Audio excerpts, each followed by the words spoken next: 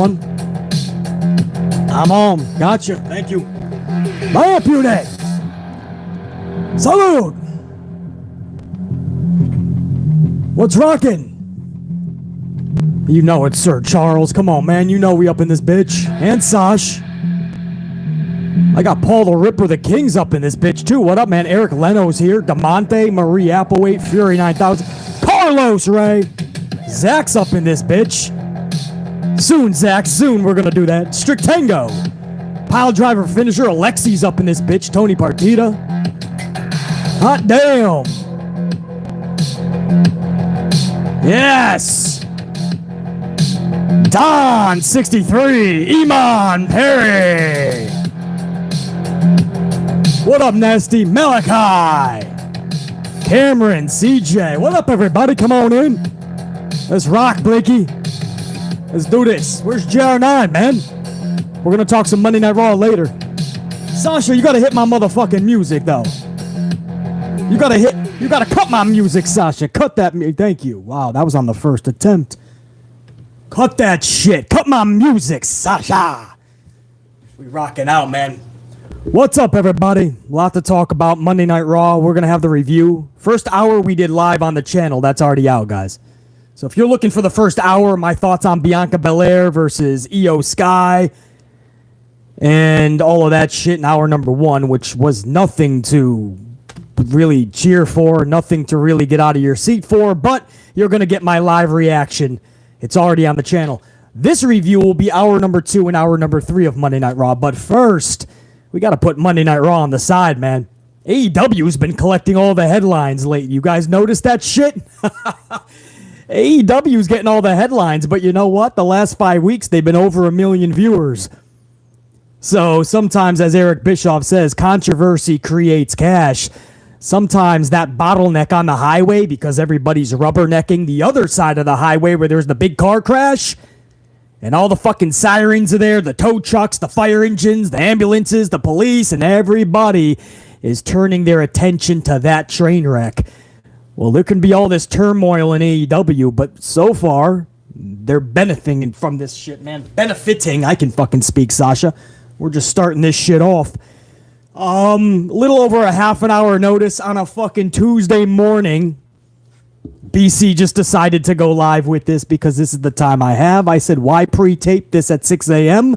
I know I got a couple of hours toward the kind of the afternoon, right, Sasha? Yeah, 1 p.m., whatever. 11 to 1 I have. So that's 2 full hours. I don't expect this to go 2 hours, guys.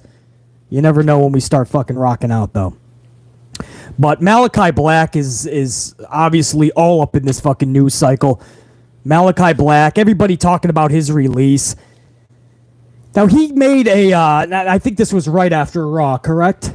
Or toward the end. Either way, he put up a live on was it Instagram? One of those social media sites. He went live, and he decided to comment because he had enough of everybody having a different version of a story, basically.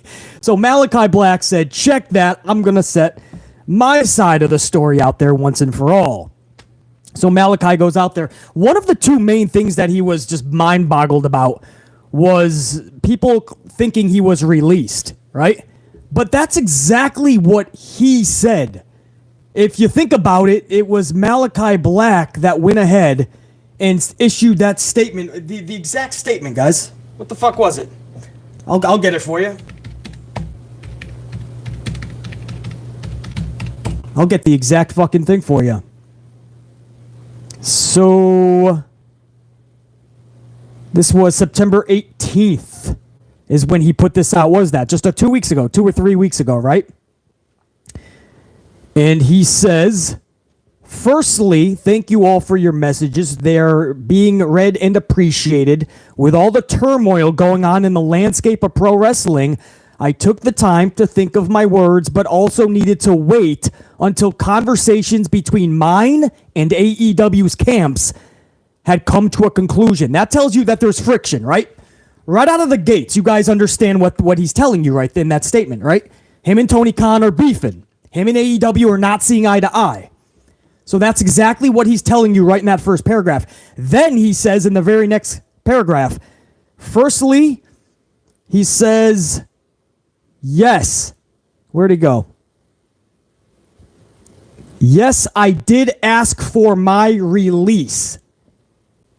I did indeed, he says, is the exact quote. I did indeed ask for my release. That's what he says right there. Now, in the message last night, he says it was in quotes. The actual one that I'm seeing right now, the release word is not even in quotes. He says, I did ask for my release. He says the last 2 years, I've had a lot of setbacks. He goes on to say that he spent every week going through several sessions of rehab, dry needling, and therapy just to be able to walk and compete. Now, this being the tip of the iceberg, and with the combination of the promises in my professional field that were not upheld, which resulted as a combination of all of these to a complete demoralization of life and character, this decision had been in my mind for the past 6 months. So, guys, break it down. Not only was he beefing with Tony Khan, not only did they not see eye to eye, not only was he at odds with the company AEW, but he said, this being the tip of the iceberg with the combination of promises being promised in my professional field that were not upheld.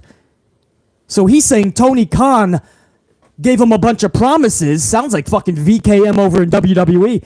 TK gave him a bunch of promises. House of Black was going to be this and that, and Malakai is going to be this and that, and this and the other thing, and all of a sudden, he finds himself in a pre-show at Revolution in March.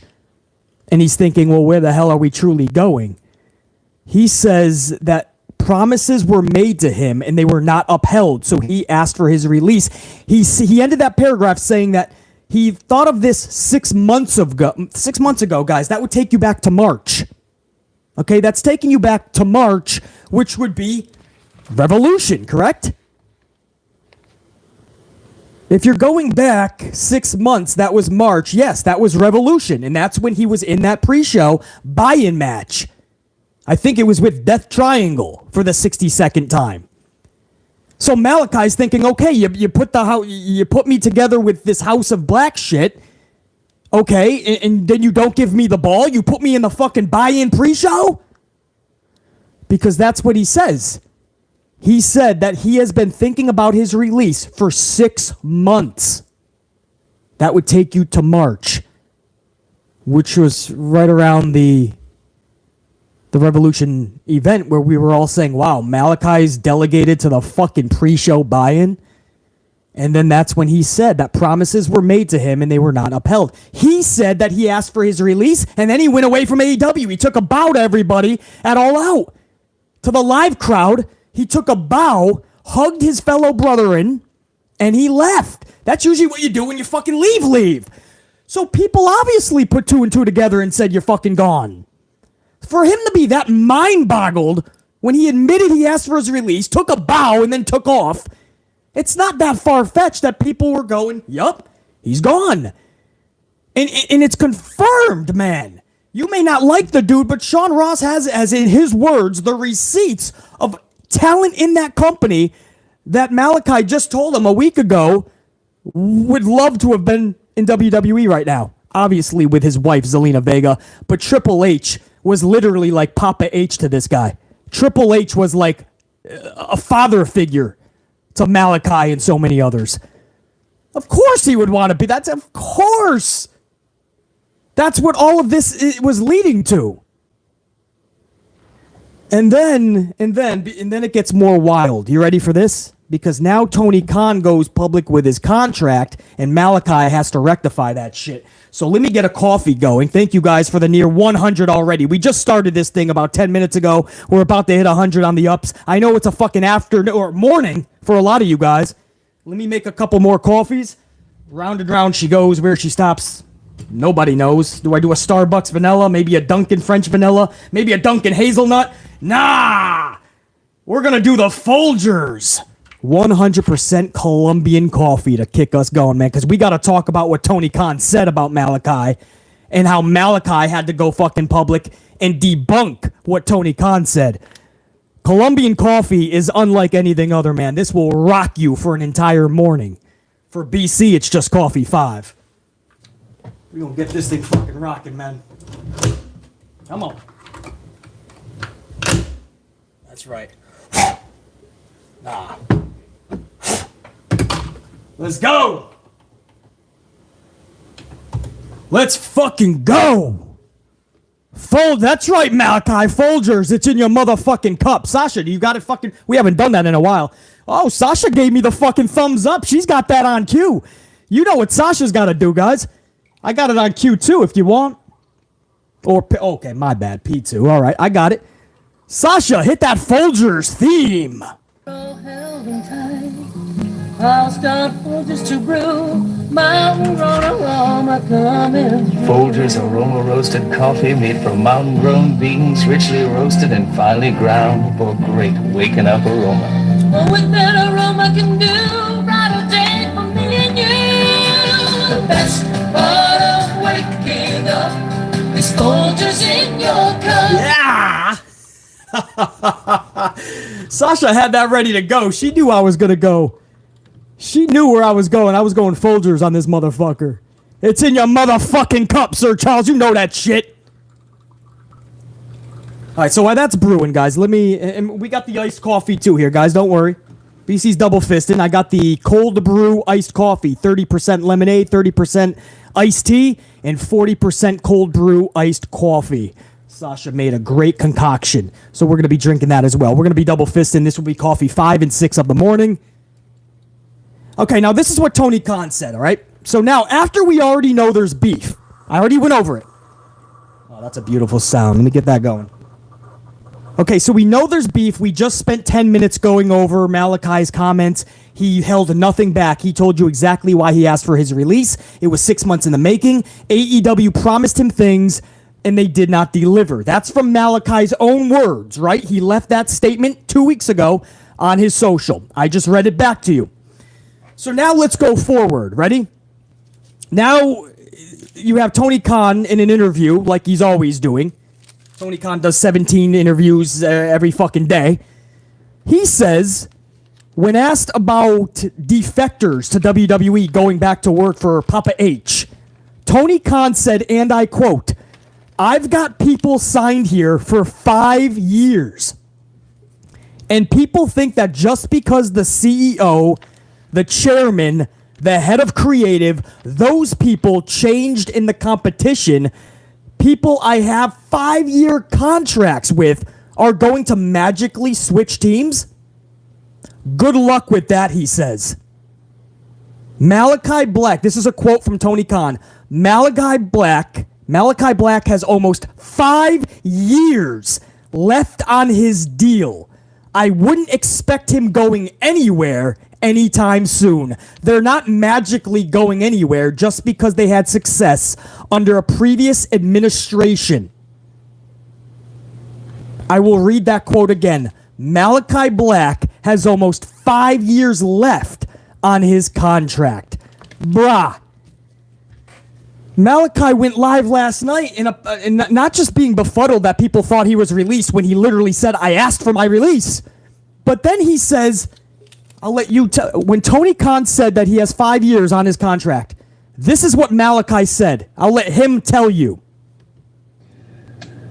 If you can't even get the years of my contract right, which is a very minuscule detail, then how are you expecting, or how are people expecting that these guys know very intimate and private detailing in regards to my private business? My contract's not 5 years. My contract's never been 5 years. Like, again, this is all bullshit. It's all lies. So 5 years. Listen again, please. My private business.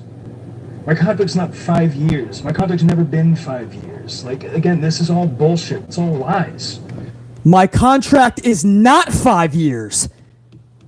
It's never been 5 years. It's all bullshit. It's all lies. What the fuck more do you need to know? He knows Tony Khan's the one who fucking said that. The whole world of wrestling was talking about it. How the fuck did Malakai Black not know that Tony Khan went public and said that Malakai's contract is almost 5 years? And this guy comes out and says, It ain't nowhere near 5 years. It's never been 5 years. It's lies. It's bullshit. And we already know they were already at odds. Guys, Malakai is obviously feeling the effects of what the news story is this morning.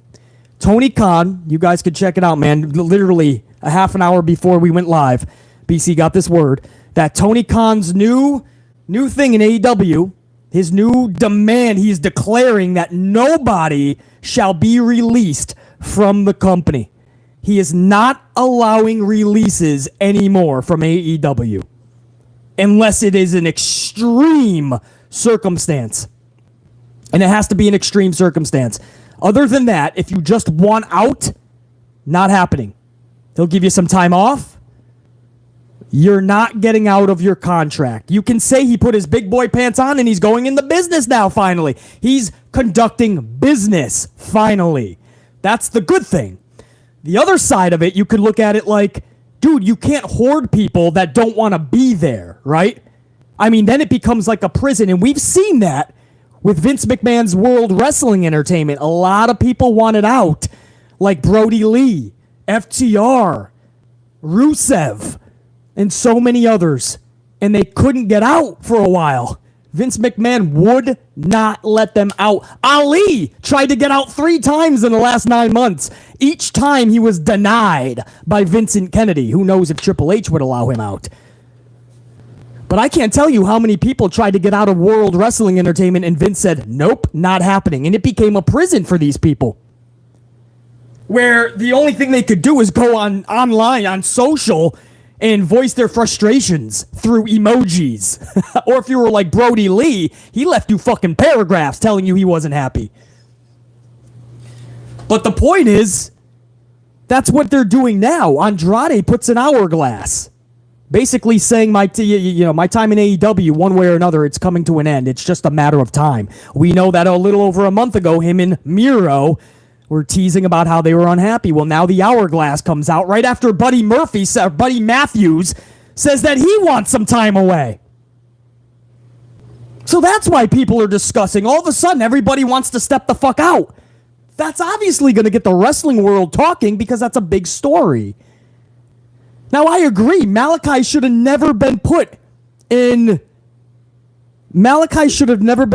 that circumstance where he had to go live and talk about how many years his contract is because Tony Khan, the boss himself, went public about how many years his contract is for. Like, you can't do that, man.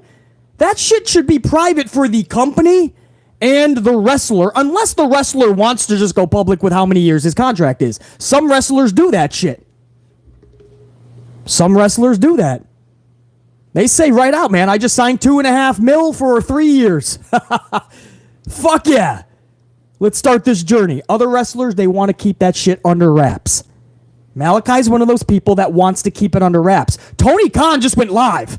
Tony Khan went live and just said, people like Malakai, he's got almost 5 years left. I don't see him going anywhere. I mean, I don't want anybody telling me that shit, man. That's like saying you're just going to stay in that fucking prison, stay in your cell, and when I tell you you're coming out, you'll be out. Salute to my amp unit, by the way. So that's a big thing where everybody is talking about. Malakai was live last night, and he's setting the record straight and saying he's coming back to AEW. And all this talk about his contract is this long and that he's released. Where is it coming from? Malakai is a smart dude. Malakai knows exactly where it's coming from. The release came from his own words 2 to 3 weeks ago when he said, I literally asked for my release, and then he went away after he took a bow. So yes, people said he's fucking gone. But the other thing was his own boss, who said he was 5 years deep into a contract. He has a 5-year contract, and he still has almost 5 years left. So that leads people to think, what, he signed 6 fucking years? Because he debuted July of 2021, didn't he? So that led people to say, oh shit, okay, that's why dirt sheets and writers and journalists and reporters, everybody started running with the story that Malakai has 5 years because Tony Khan, the boss, said he has 5 years. But Malakai was upset with writers as well, reporters and journalists. But no, Malakai is smart. He knew he wasn't just going to call out Tony, but he knew he had to address what Tony Khan started. He had to put out the fire. Once Khan said that his contract was 5 years, he put Malakai into a fucking hole because now it makes Malakai look fucking bad. He obviously wants to go to World Wrestling Entertainment to be with his wife and with Triple H. Especially with the way he's been booked in AEW. That's obvious.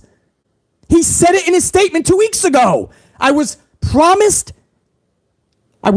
things by the company that were not upheld, was the exact quote, the words he used. The company promised me X, Y, and Z. It was not upheld.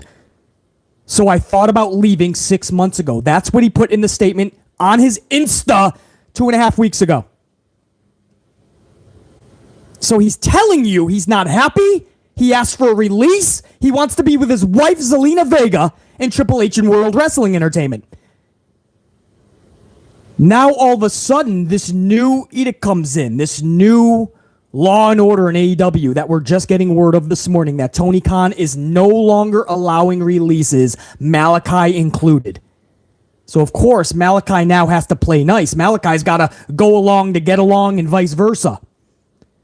But there's no way he doesn't know that he's got to put out that fire. It makes him look bad. This dude's got 5 years left on a contract, according to Tony Khan, and he already wants out. It makes the individual look like he can't hack it, like he's going back on his word, right? That's why Malakai wants people to know it's nowhere near 5 years. Tony Khan lied, or Tony Khan literally just doesn't know my contract. Wouldn't that be something if Tony Khan just got him confused with somebody else? So he's going public with a dude's contract. It's not even fucking Malakai's, man. It's fucking Mox's contract for 5 years, or fucking Adam Cole Bebe, who's booked till, 2027, I believe. So I guess that would be 5 more years. So could you imagine if Tony Khan just fucked up and gave the wrong information on a wrong contract? I guess that's possible. But Malakai opening up like this, man, this is shit he should not have to do. But his own boss puts him in. This is what Tony... I really have respect for Tony, guy. If you think I'm just going to bash Tony Khan, it's the wrong channel. I'm not going to do that. I have respect for a dude that put up all this fucking money, whether it was his father's, his mother's, his dead fucking grandparents, an auntie from fucking a next door country, whether it was from a long lost cousin in fucking Arkansas, whether it was his second best friend removed from his first wife's cousin. I don't give a shit where he got the money from, bro. He put up all this shit, his time, his effort to start a promotion that could compete at least with World Wrestling Entertainment. Last week's Raw was in the 1.5s. Tony Khan's been over $1 million on Dynamite, and that's on a Wednesday. Anybody that thinks it's not competition, you're fooling yourself. So I have tremendous respect for the dude. I just wish sometimes he would take his own foot out of his own mouth. He doesn't need to give out all of this information because it's really going to hurt your talent in the long run. And I cannot tell you how many times I've counted in the last 12 months how many times his talent has had to step out and stick up for themselves or set the record straight for his fuck up. And it's funny how Malakai started that whole Insta Live last night. He started it with, sometimes people just won't shut the fuck up. You think that was just for writers and reporters, bro? No.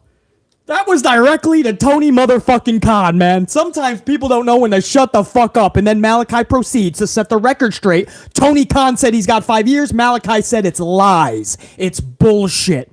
Those were his exact words last night. Anybody saying I have 5 years is lying. That's bullshit. And he knows that came from Tony Khan. And now we're finding out this morning that Tony Khan is laying down a new law in AEW. Nobody from here on out shall be granted a release. On one hand, that's good, smart business, right? They're contracted. You got to make them hold up that end of the bargain and deal. The other side is if they're truly so miserable, You can't keep them there, man. It becomes a prison and nobody wins. The company will not benefit. The wrestler is just going to be fucking depressed into a pit of misery. We've seen this before in WWE, man. We've seen wrestlers in World Wrestling Entertainment as early as just last year.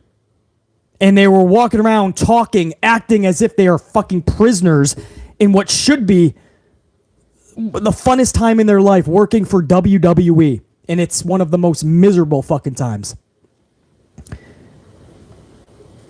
So a lot of people are trying to dissect what Malakai said last night. He's setting a record straight. He's obviously saying he's returning to AEW. It sounds like he doesn't have a choice. Yesterday, everybody got the fucking memo that there's no releases being granted. You could take some time off. We're not releasing you. And now Malakai all of a sudden comes out with that vid. Go back 2 weeks ago. Read his statement on AEW doing him dirty. He tells you everything in that statement. And then all of a sudden, 2.5 weeks left. 2.5 weeks later, when we find out that Tony Khan is not granting any releases, old school Vince McMahon shit, where Vince would not release, now Malakai is saying, all right, here's the deal. I am coming back. Just give me a few weeks or a few months. If you think it's all just settled, right? Because the latest report by Sean Ross even, it said that they worked some issues out after All Out. They worked some stuff out. After that bow and Malakai was already foot out the door, they were able to talk and work some shit out. We don't know to what degree, but if you think all the friction is just gone, it doesn't work that way. If you think Malakai just doesn't want to be with his wife, doesn't want to be working for Triple H, Papa H, after what he has told us, after the beef that him and Tony Khan keep contradicting one another. There's something missing in communication with Tony Khan and Malakai. And BC has been following this vividly. That's why I keep going to that statement 2.5 weeks ago. The answers lie in everything that they're saying right now. There's a communication issue between Malakai and Tony. And remember, guys, BC told you from day one, Tony Khan, as much respect as I give Tony, much respect, he does not know how to book somebody like Malakai. And that's why Bray Wyatt in AEW would be a catastrophe. At least in WWE, he was booked correctly. He just lost really big matches at big pay-per-views, and that helped to destroy the mystique of Bray Wyatt. But booking-wise, he was the number one merch seller. He was the number one in the ratings. He had everybody talking. You go back to WrestleMania a couple years ago when he was in there with Randy Orton, and Alexa Bliss is on the Jack in the Box, and fucking the crowd was on their feet. One of the most electric moments of the entire WrestleMania was that Bray Wyatt segment at Mania. I mean, Bray Wyatt always had. You see the fun people are having with this QR code bullshit. I mean, that's Bray Wyatt's booking, right? Vince always knew what to do with him. It's just when he got to the big matches, man, he had him losing against fucking Goldberg at Showdown in Saudi Arabia. He had him fucking doing some weird shit with Rollins at Hell in a Cell. He's got him losing to 1 RKO at WrestleMania. You can't do that shit. But Tony Khan?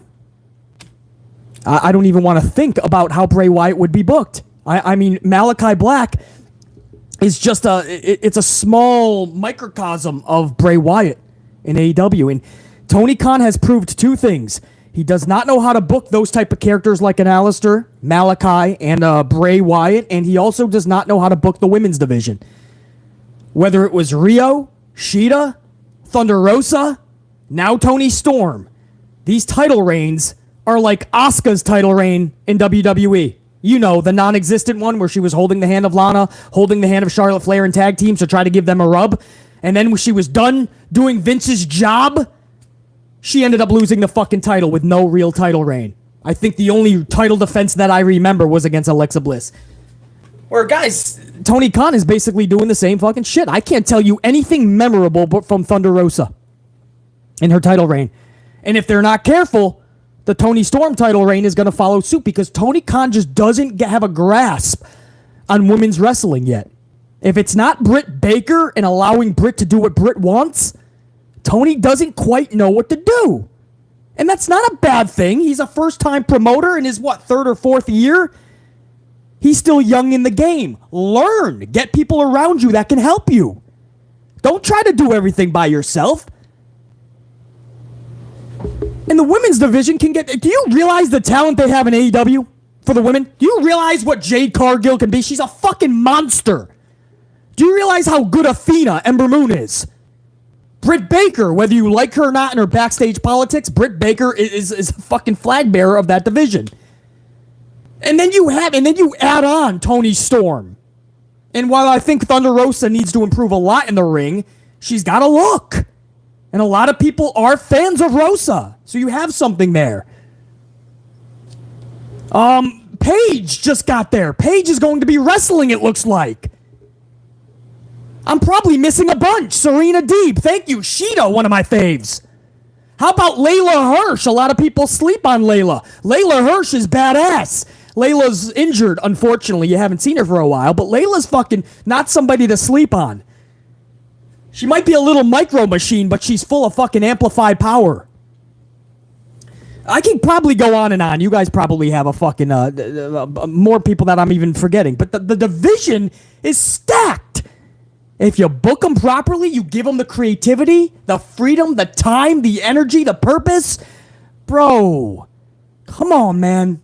I'm saying the same thing over on Raw, and I'm sure I'll get to it when I get to the Raw review in a little bit. I'm going to go over Monday Night Raw in just a few minutes, but I'll say the same thing about the fucking Raw division. Look at the talent they have with Asuka and Alexa and Bianca and Bayley. Iyo Sky now, Dakota Kai.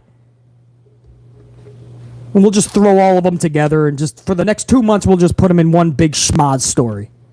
That only is really Bianca and Bayley. Everyone else is just like the fucking followers of the cool kid in school. But those are the areas where Tony Khan has to be careful in. And somebody like Malakai, from day one, he just didn't know how to book. It looked like it was going good. And what was it, Cody, guys? Was it Cody that derailed Malakai's momentum when he first got there? I think it was Cody Rhodes, correct? Somebody correct me. Somebody correct me. Who's the first one that derailed? Usually it's Cody Rhodes when he was there. He would derail everyone's momentum. I love Cody, by the way. Somebody correct me, please. Nasty Gaming. Cody. Yes, Cody.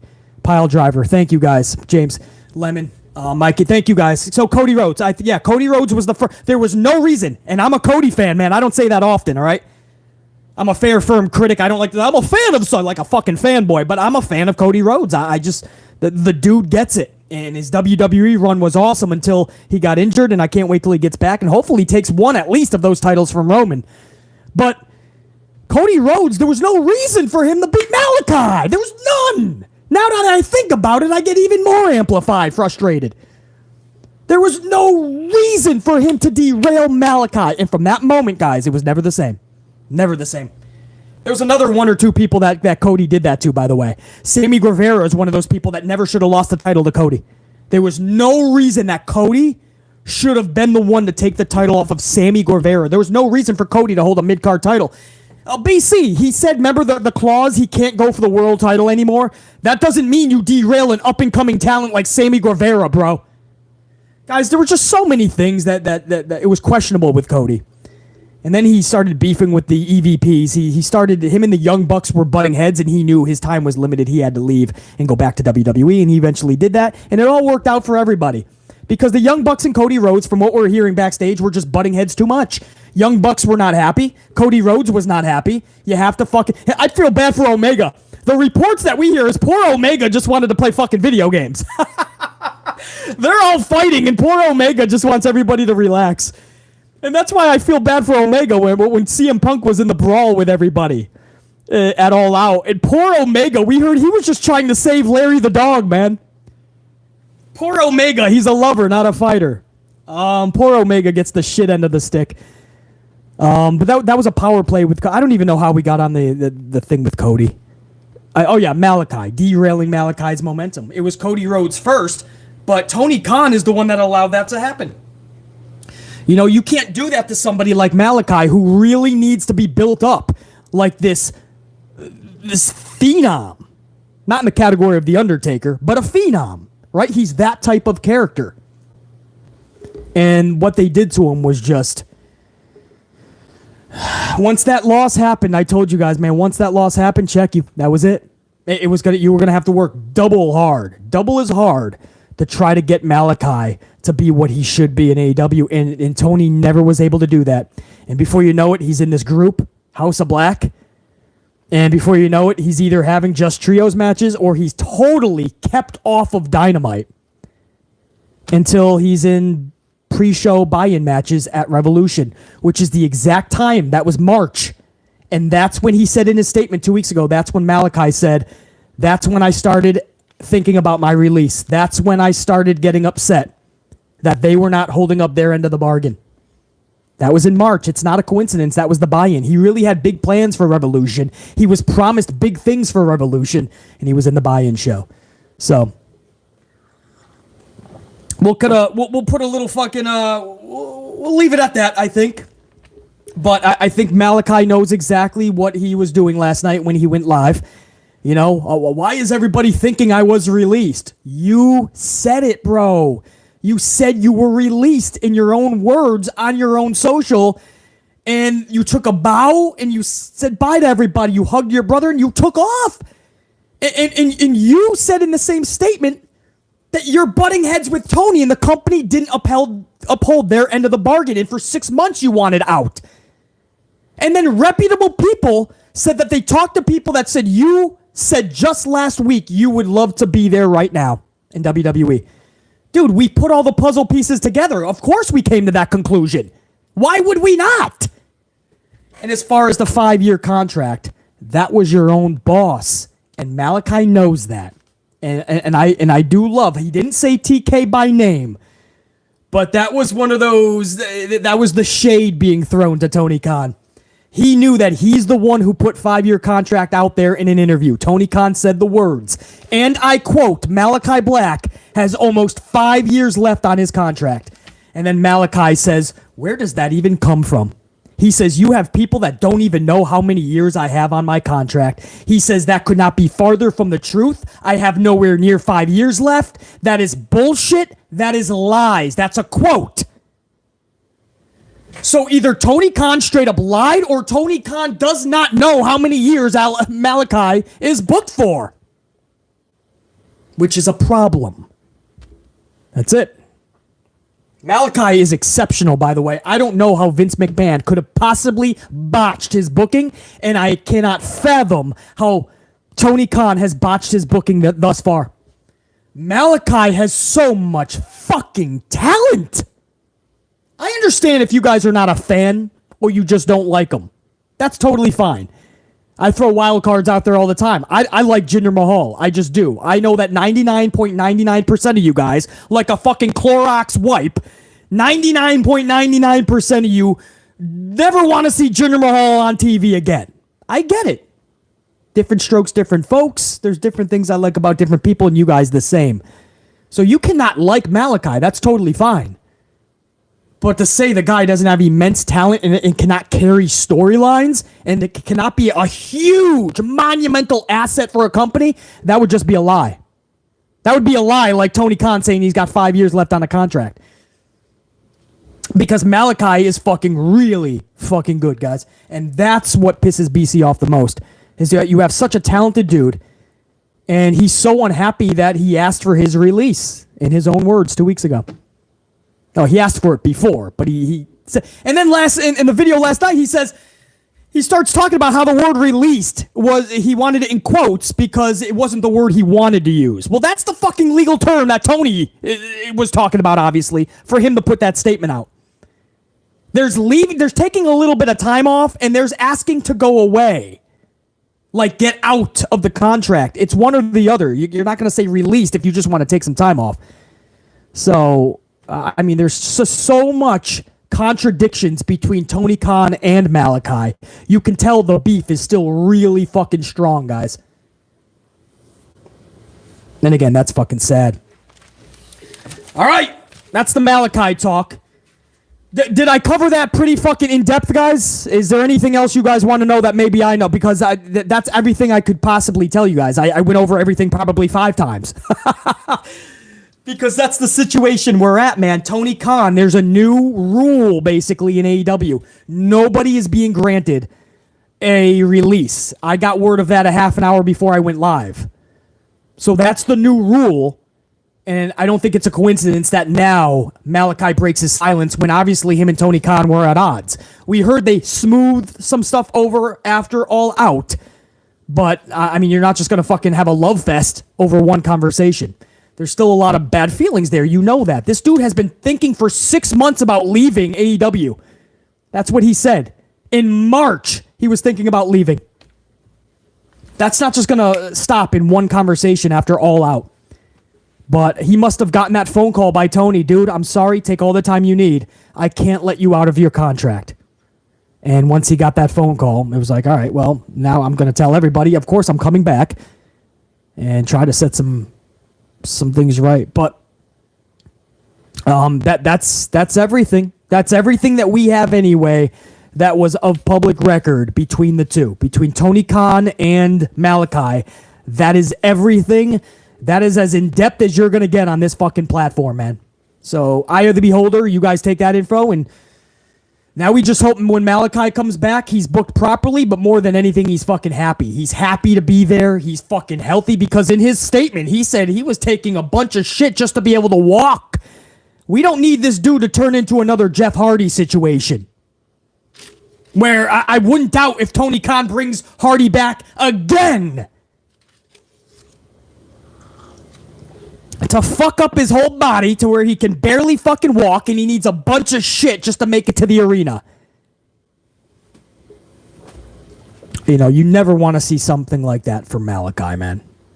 Salute to you guys, man. This Colombian coffee is hitting, bro. Colombian coffee. What? I got a bunch of... Look at this shit, bro. I got the Colombian. I got, what I got here? French vanilla Dunkin'. I got hazelnut Dunkin'. I got Folgers 100 Colombian. I got the vanilla Starbucks. Come on, bro. I'm fucking hooked up. I want to go over Monday Night Raw. And to do that, I'm going to double fist. I'm going to get some cold brew iced coffee, if you don't mind. Come on over. Bring the iced coffee machinery over here. Yes. Yep. Oh, yeah. Double fisted, man. I got all the machines in action. Sash, salute. Salute to my amp unit. Monday Night Raw. Hour number 1 is already up on the channel. We did a live stream on that. Live reaction. Watch along. Live review. Now, this is where I'm going to be the bad guy. I'm always the bad guy in this community anyway. Who the fuck cares, right? Who cares? Sasha's laughing. I was born the bad guy. I was born the fucking asshole. I came out of my fucking mother's womb and the doctor said, it's an asshole. Came out with my fucking fingers in the air. So I'm going to be the prick here, guys, but I have to be honest, and I want to give Triple H nothing but the utmost of time, right? It's going to take time to make a lot of changes. I want to give a lot of hope. We hope that this is going to be so much better than just Vince running it, even though I think Vince still has thumbs on this organization. I just do. Or Triple H and Stephanie are just so much into the bubble that they can't get themselves out of the bubble. But we see some things like the QR code, even though it's odd to have a storyline online, but that's where we're at in 2022. If you want a storyline, you got to scan a QR code like you're fucking getting a menu at a restaurant. And we're seeing, I don't know, longer matches. There's some changes, right? So we want to give Triple H a lot of love and respect. Guys, last night, I have to be completely honest with you. Last night, wow, that was probably the worst of Triple H's shows that I have seen. We got some longer matches. I don't know what else we can say that was good from this show. Candice LeRae debuted. Okay. I love Candice LeRae. I think I'm more excited to have Johnny have his fucking wife with him on the road. Candice LeRae, as much as we love Candice, she's, to bypass Roxy, come on, man. Or Roxelle Perez, whatever they're calling her now. Come on, man. Roxy will run circles, and she's much younger, obviously, and just got over to NXT. Mandy Rose is a better wrestler than Candice LeRae. I think anybody who's got common sense and logic will tell you that. So her debuting, if you're talking about wrestling matches, 15, 20-minute bangers with Sasha Banks down the road, or Asuka and Candice LeRae in a 23-minute classic, Candice LeRae is not going to be your gal, guys. Or you just have not followed Candice LeRae. That's not shade. I love Candice LeRae for many reasons. The fact that she can carry storylines. The fact she works so well in front of the camera. Things like that is what Candice LeRae is going to bring to the table, and I can't wait for that. But talent-wise, Canada, I think 17 people knew who she was. You got an initial little pop at first, like, oh, who is it? Yeah, who? Oh, I've seen her, right? Who? Johnny Gargano's wife, yes. I mean, go back and listen to the reaction. I mean, that was rough.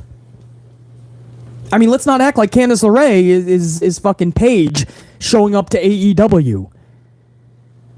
But it's good to see her back at least. And again, Johnny Gargano gets to have LeRae, his wife, with him. I'm happy for Johnny. What happened on this show, guys? What happened? What happened? Dexter Lumis chokes out Miz. Okay, this is starting to get a little fucking like... You want to progress a story, right? I'm all for the long-term storytelling, right? Old school booking that's long-term. That's why for weeks I've been loving the Dexter Lumis shit. We're starting to hit a wall, though. We're hitting a brick wall. Where now we're just like doing the same thing, just in a different fucking setting, right? Like, where are we going with this? It's almost like WWE doesn't even know. We just get a weird chokehold with this dude in a hockey uniform. You're telling me that was any better than him and Miz at Miz's house with the kids? While Miz and Maurice go to the premiere and it's just Dexter and the kids? I feel like we're downgrading it now. A story should go up as the pay-per-view gets closer, right? That's what a storyline does. It progresses. It gets deeper. It gets bigger. You start anticipating more.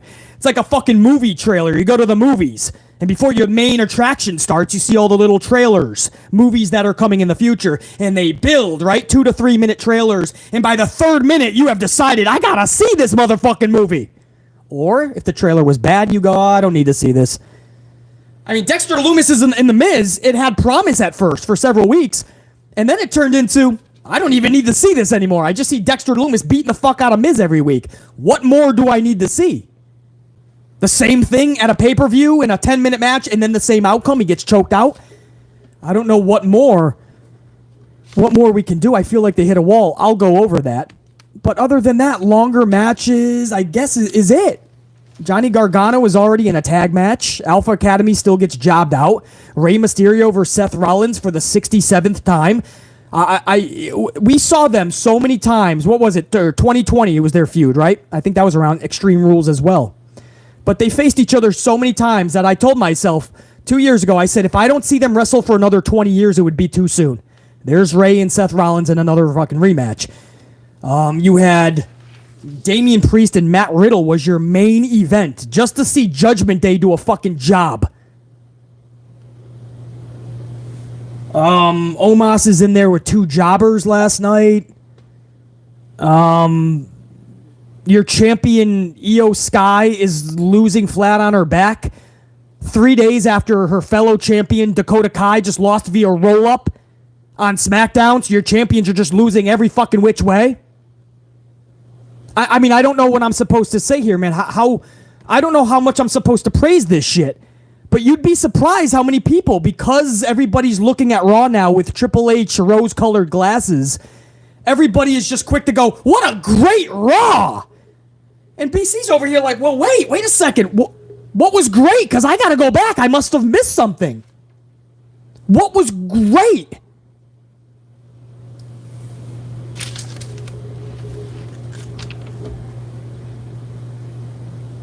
I don't understand why people can't just take off the rose-colored glasses and be honest. We want to give Triple H the utmost respect, give him some wiggle room to find his footing, right? Some of these changes will take time. We get it. But we can also say that this show was average as fuck. I'm not saying you got to say it was bad. It was average as fuck. Nothing escalated last night that we need to see. Maybe the very end, the biggest pop of the night, go figure, was an Attitude Era guy, Edge. That's how average last night's show was. The biggest pop was fucking Edge.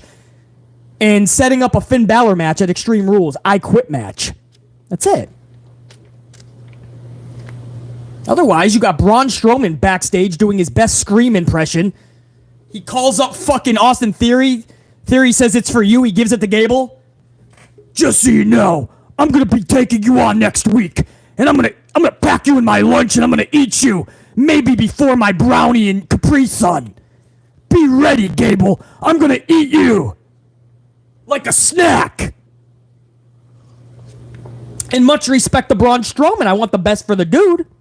Chad Gable should not be being squashed yet again just like Otis was, but that's what's going to happen. So that's my cold open on Raw itself, guys. That's my cold open. How do you possibly sit back and say that this show was dramatically different than a VKM show? You can't. You can say differences, no doubt, right? We see that. The QR codes, the longer matches. Of course, there's some of these little things. But you look at the 3 hours, you judge the crowd. Look at the crowd the whole 3 hours, man. I was live with you guys for the first hour. I wanted to be excited. I had a coffee. I had 2 coffees. I was double-fisted like this morning, bro. I had an iced coffee. I had my fucking hot coffee. I was ready to get amplified. You guys saw how we started that stream. I was like, dude, for the next fucking hour, we're going to rock out. It's Triple H, man. They're in Canada. Let's have a banger show. The whole first hour, nothing got BC excited or my amp unit. Nothing. Fuck, Bianca Belair and Iyo Sky had a way better match in NXT. And then you just saw a champion versus champion. Nobody can win here unless you have a creative finish. One of your champions is going to have to lose. Well, obviously, it can't be Bianca Belair, so you just put your fucking champion Iyo, you backed her into a corner where she already is losing another match. She's only been on the fucking roster 2 months. She's already stringing losses.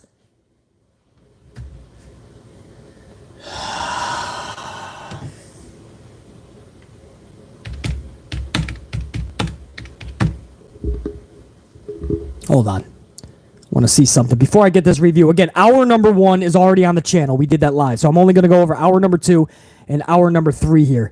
But I want to go over her last fucking since SummerSlam.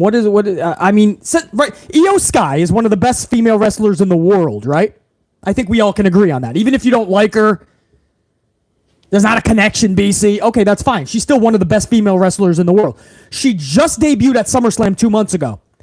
This girl should be near undefeated for at least several months, right? She just got there too. She should be undefeated or damn near close to it. Listen to her fucking win-loss since she got to... Wow. Actually, you can go back to Monday Night Raw back in fucking April, man. April 2nd. No, that was Stand and Deliver. She lost to Mandy Rose. That's right. Monday Night Raw, she lost to Bianca. Not only in fucking NXT did we see that match, we saw Bianca Belair versus Iyo August 1st, guys. And Bianca Belair, that might have been a draw. Which is what this one probably should have had a creative ending. That might have been a draw, but she did not beat Bianca there either. All right, so since August, let's just go from August. Let's see her win-loss record. You ready? Out of 1, 2, 3, 4, 5, 6, 7, 8, 9, 10, 11, 12, 13, 14, 15 matches since her debut. 15. She has won 1, 2, 3, 4, 5, 6. 6 out of 15, guys.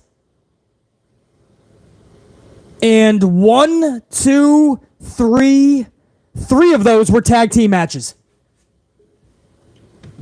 6 of 15 on her on her main roster the last 2 months since her debut.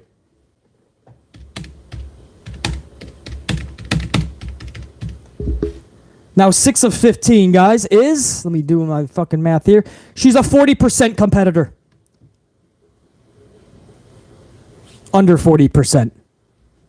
Under 40% competitor.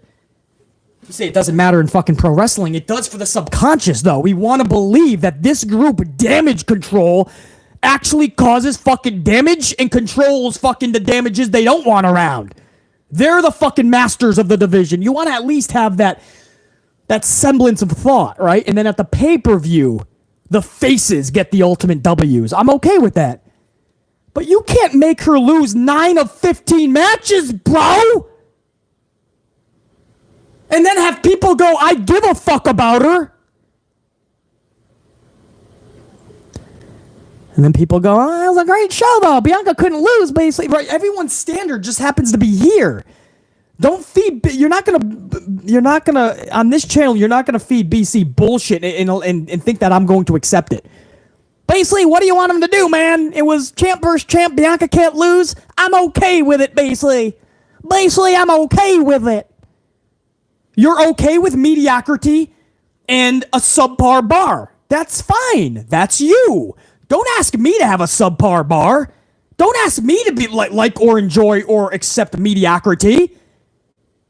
You have to be more creative. You have to protect Iyo just like Bianca. It's absolute trash the way that Damage Control has been booked. They look like absolute fucking clowns. More just as sadly, they're not believable, guys, and that's the worst thing you can say right now about that group. It was the one thing I did not want to say about them. When they debuted at SummerSlam, we were so excited to see them. They're not believable. Little Aaliyah rolled up Dakota. And on the 3 count, Aaliyah was already standing up. She had like one hand on her, one arm, and Dakota could not kick out. Friday night, Raquel Gonzalez is rolling up Dakota. Dakota is becoming the new Shayna Baszler or Natty Neidhart. They lose all the time via the fruit roll-up. Iyo Sky, another loss, 9 out of 15. I mean, how much longer do you guys just accept it, man? It's entertainment, Baszler. You're reading too much into it, man. No, I love pro wrestling. I love these shows. I want to see the very best. That's why I started a channel. But I want to believe and care about it. Why would you go out of your way to make your audience not care about Iyo, of all people, one of the best female wrestlers in the world, and Dakota Kai, who is so fucking good, and Bayley is being tarnished in the process? Why do they have to collect all of these losses? All because you can't get creative? So that was our number one. We went over that live. And then we went into the Seth Rollins and Rey Mysterio match. And that was just a rematch from the 67 times previous. A whole fucking feud. To the point where, was it Extreme Rules when there was the payoff, no holds barred or some shit? And they actually had to say, this is the last time ever. Because everyone was like, what the how many times can we see this match?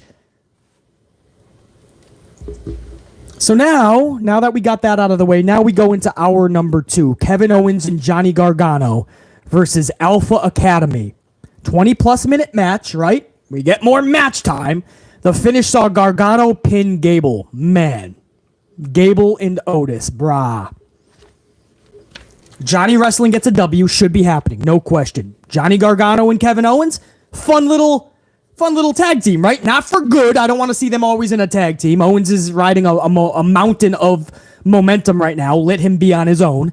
And Gargano needs to find his footing on his own for everybody to be captivated by him, because Johnny Gargano is fucking amazing and doesn't need to be tied into a tag team. But for one Monday night, okay, pretty cool. It sucks that it's at the expense of Gable and fucking Otis, man. It absolutely sucks that that's they're just relegated to that role. And you say, well, they're the heels, so they can lose more and it's going to be okay.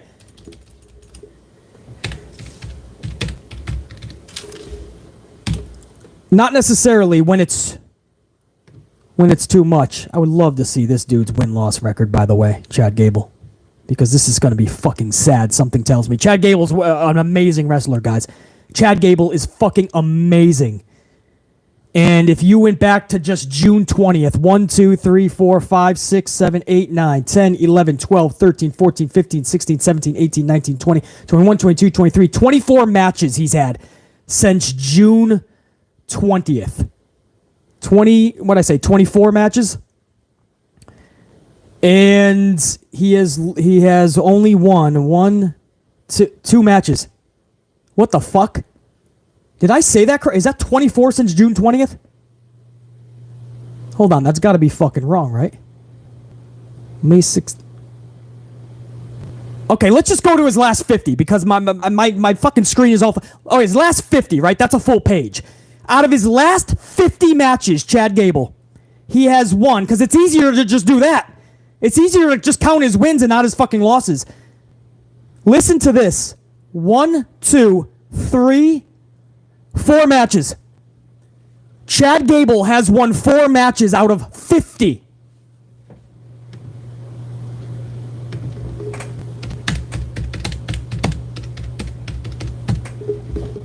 Four out of 50 is an 8% winning percentage. Wow. I did not even know it was that bad, guys. I did not know that was that bad. 8%. Chad Gable wins 8% of his matches. But you'll get some fucking dipshits that go, basically, they're the heels. Basically, he's comedy gold. Don't worry, he's going to be fine. He's like Kurt Angle. Kurt Angle won a bunch. Kurt Angle was believable. Even with comedy, Kurt Angle was booked in shit that made him relevant. You can say that about Sami Zayn right now. Even he's picking up huge W's over people like AJ Styles. What the fuck are they doing to Chad Gable? 50 matches and he's only won 4? 4 out of 50? Bro.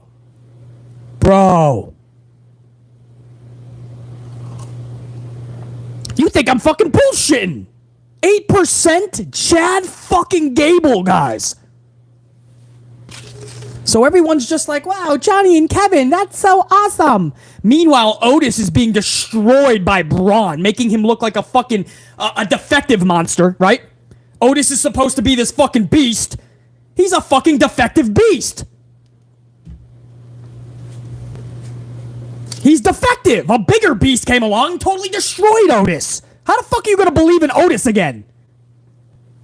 For a month, Otis and Gable have been being destroyed by Braun Strowman. And then there was a phone call last night. Braun says he's going to destroy Gable some more. So then he could be 3 out of 50 wins.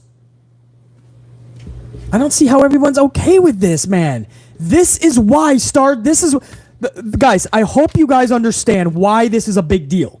It's not just because some fans like BC just don't like it. Wow, we didn't get what we wanted, man. Let's cry about it. It's because this is the reason stars are not being created. All of the potential stars are literally being fucked by 50-50 booking, it's called. But even worse, over the last 3 years, we've noticed something. It's being even less than 50-50. You see winning percentages like 10, 12 now, and even 8, which after next week will go down to 6 or 7%. Until eventually you're going to see 0 for 50 of Chad Gable. This guy is going to be basically Barry Horowitz. If you don't know who Barry Horowitz is, I don't have the time right now to drop the knowledge on you. But, you know, that's why if you could just watch it and enjoy it, that's great. That you're a fan, I totally get it, and that's it. BC, I take great pride, I take great joy in being a legit critic of pro wrestling. I've always loved it, and I've always had a keen eye for it. Pro wrestling was the one thing I was always really great at dissecting, even when I was a little BC. So I love dissecting pro wrestling. I do look at myself as an actual critic. So yes, it is my job to help the wrestler. This channel isn't just for fans.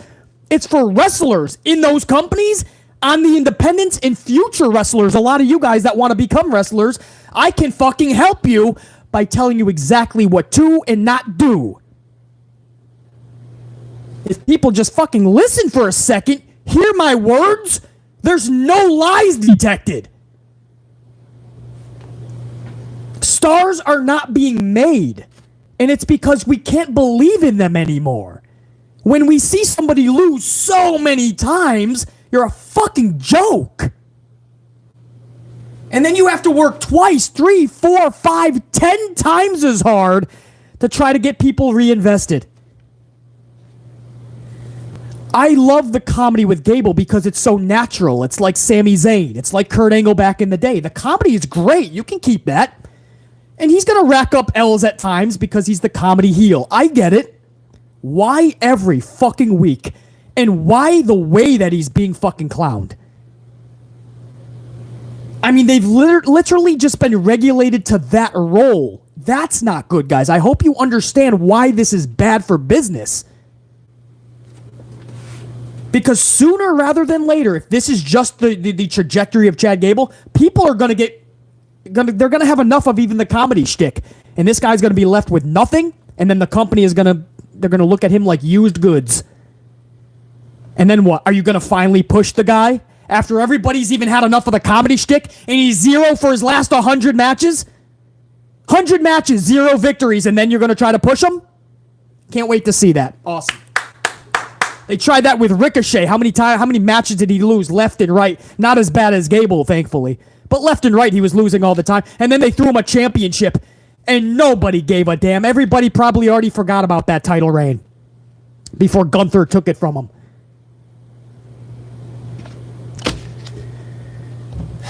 Austin Theory is another good one. Yeah, they got to be careful with him.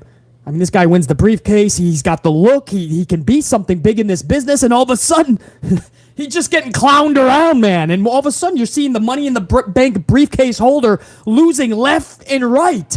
You can't do that. Careful, man. Careful. That's all BC's saying. You're eventually going to have to get creative with the finishes. If you're going to have matches where everybody involved cannot lose, you have to get creative. There was no way that Bianca and Iyo, either one of them, should have been pinned last night. None of them. Alpha Academy, Owens and Gargano, nobody can lose after none of those 4. None of them. None of them. You have to get creative. Back in the day, we were creative. Nowadays, if you have some fucked finishes, right, there's not a clear victor, people cry on social. Oh, there wasn't a clear winner or loser. I've seen 2 DQs tonight. That's always been pro wrestling. If you're doing it correctly and creatively, it's fun, it makes sense, and it leads to the climax at the pay-per-view or the next week.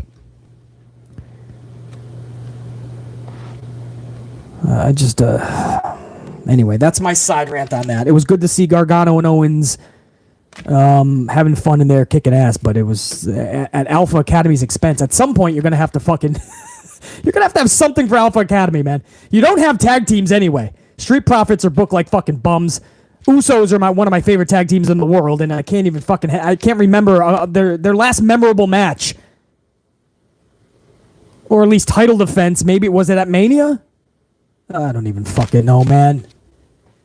So the Alpha Academy just gets jobbed out at the start of hour number 2. Then we go backstage, and as I said, Theory is going over their loss with Alpha Academy. Theory gets a phone call. It's for Chad Gable. Braun Strowman is doing his best Scream impression. I know you're backstage. I want a match. I want a match next week. You go get these hands. I'm gonna squish you into a sandwich, and you're gonna be part of my Lunchables. I'm gonna stuff you next to my chocolate brownie and Capri Sun. And if you get out of line, I'll turn you into my crackers. And Chad Gable's like, oh no, I'm going to get jobbed out to Braun next week. Fuck me.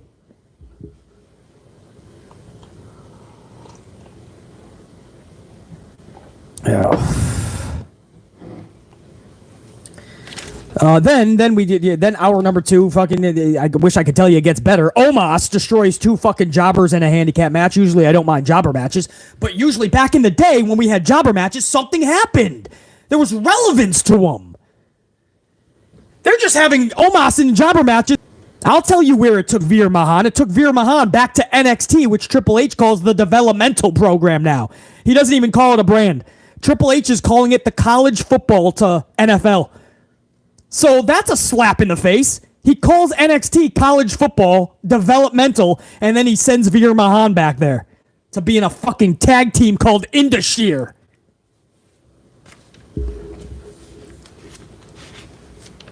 The fucking NXT brand does not deserve that.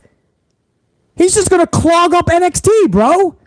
If it ain't working, it ain't working. Maybe it just didn't work. They have no direction with Omos, guys. I don't mind handicap matches. That's not BC's issue here. Handicap matches are boring, BC. I can't stand them. That's in the eye of the beholder. I don't care about the handicap match. I don't mind them. I don't mind jobber matches. I love them, actually. You could do a lot and your fellow superstars don't get destroyed, right? The guy you want to win or lady can win and you don't have a superstar like an AJ Styles taking an L or Chad Gable or Iyo Sky. Jobber matches are effective. You just have to have something creative, a reason, a purpose, and a destination afterwards. Well, this company doesn't do any of it. Doesn't check off any of those boxes. Omos is taking out 2 fucking dudes. He stacks them on a table, and he's like, "Whoa, yeah! Let's get pizza!" Wasn't it Omos who was eating pizza at the fucking Battle Royal at WrestleMania? They had like a Pizza Hut Battle Royal. Was that a year ago? I'm like, where are they? They don't know what they're doing. They don't know what they're doing with Omos. So we're just literally fucking having him go out there and take up fucking 4 minutes of nothingness. And then I'm supposed to go, wow, what a great Raw! Did you guys see Raw? Backstage, Dexter Lumis is dressed as a fucking hockey player. And he chokes out the Miz, passes out the Miz. Okay. I'm a fan of Dexter Lumis. I've been enjoying the slow build of the storyline, but this was the week where we finally have to have some type of an answer. We have to have some type of big progression. Instead, Dexter's a fucking hockey player, and he takes out the Miz. That's not progressing a storyline. That's taking it back. Again, I don't even understand how I can just be the asshole fucking saying all this. Are you happy about any of the show, Beasley? Some. Minimal. This was an average show at best, man. I don't get it. I don't get what was that far fucking impressive that you fucking like got your rocks off on this. Dexter Lumis choked out the Miz. That's where we got. This dude was watching. He was home alone with the kids. Or the nanny, I guess, too. I mean, that you thought the storyline was going to go somewhere, right?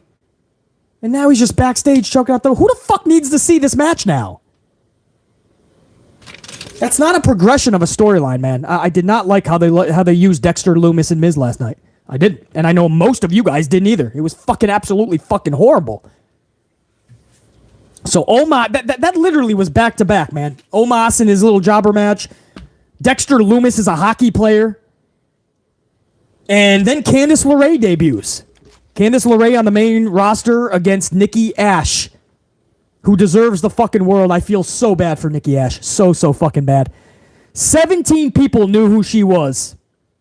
Knew she was from Canada anyway. 17 people. That's probably why she got the chair. They knew she was from the cheer. They knew she was from fucking Canada. Other than that, the whole arena didn't know what the fuck was... Oh, Candice, okay. Let's just say it was not the AEW page reaction. Much love to Candice LeRae. No question. Candice, I'll get to that in a second. First of all, LeRae pins A.S.H in 2 minutes flat. That's a real thing. Candice LeRae pinned Nikki A.S.H in 2 minutes flat.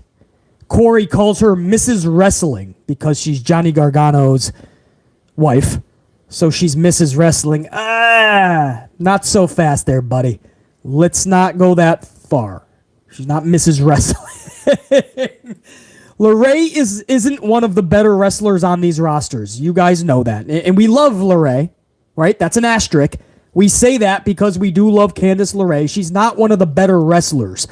She's great in storylines, though, so I'm interested to see how H uses her. Because she showed you in NXT that she can hold storylines.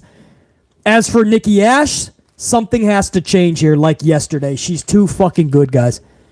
There has to be. Triple H is changing characters. Nikki A.S.H has to be one of those. There's no fucking way.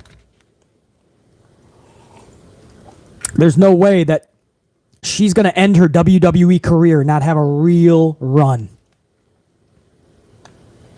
I honestly would just put her back. Give her the ripped up jeans, the fucking tank top, and let her be Nikki Cross. You don't have to overthink this, man. There's no reason to overthink it. Just let her be Nikki Cross. Let's see what she can do for real under Triple H. And if she doesn't hack it, deal. Cut her loose. BC will absolutely tell you, hey, it just didn't work. But can we at least give her a fucking chance? She hasn't had that with Vince. And so far, we're hoping it changes. So far with H, she just, 2 minutes to Candice LeRae. And I know, BC, you can't have LeRae lose on her debut. I'm not saying that. I'm saying, why does it have to be Nikki A.S.H. to take an L? And then people go, well, people don't realize you're going to have winners and losers, man. There's going to be winners and losers, BC. How many wrestlers do you think are on the roster, man? Nikki, everyone's going to have to eventually lose matches. That's not how it works at all. Again, that's subpar thinking. That's very mediocre thinking. That means you don't know how to get creative. Or you just don't want to. You can sit back and enjoy it, right? Remember that little fool in the front row at AEW? Just enjoy wrestling. Don't voice your opinions and thoughts and even facts. Don't try to make it better. Just enjoy it.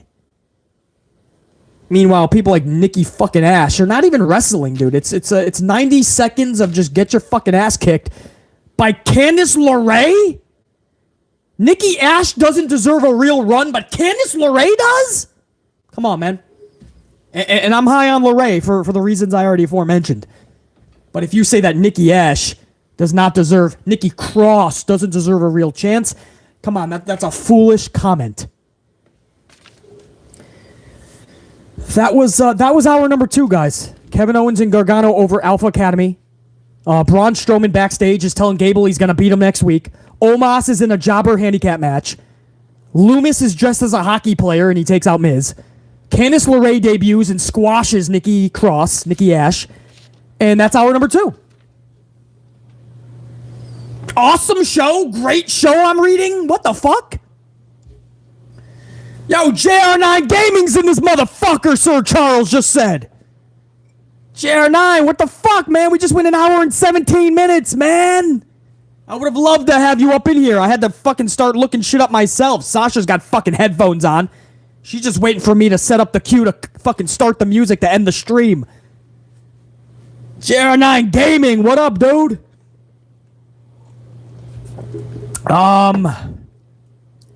Yeah. Oh, man. I appreciate you guys man, when I do these rants and you guys fucking understand my words, it means the world. It means that my unit thinks outside the box creatively, right? My unit is willing to do the work and get creative. My unit is willing to raise the bar and not just accept mediocrity, which is the shit that gave wrestling, put them in a hole that they've been in for 10 fucking years. I've been praising this show. I've been trying to go out of my way, guys, to praise this more than I am. Negative is what people say. I can't do it this week. This show, I was live with you guys for the whole first hour, and I just went over hour number 2.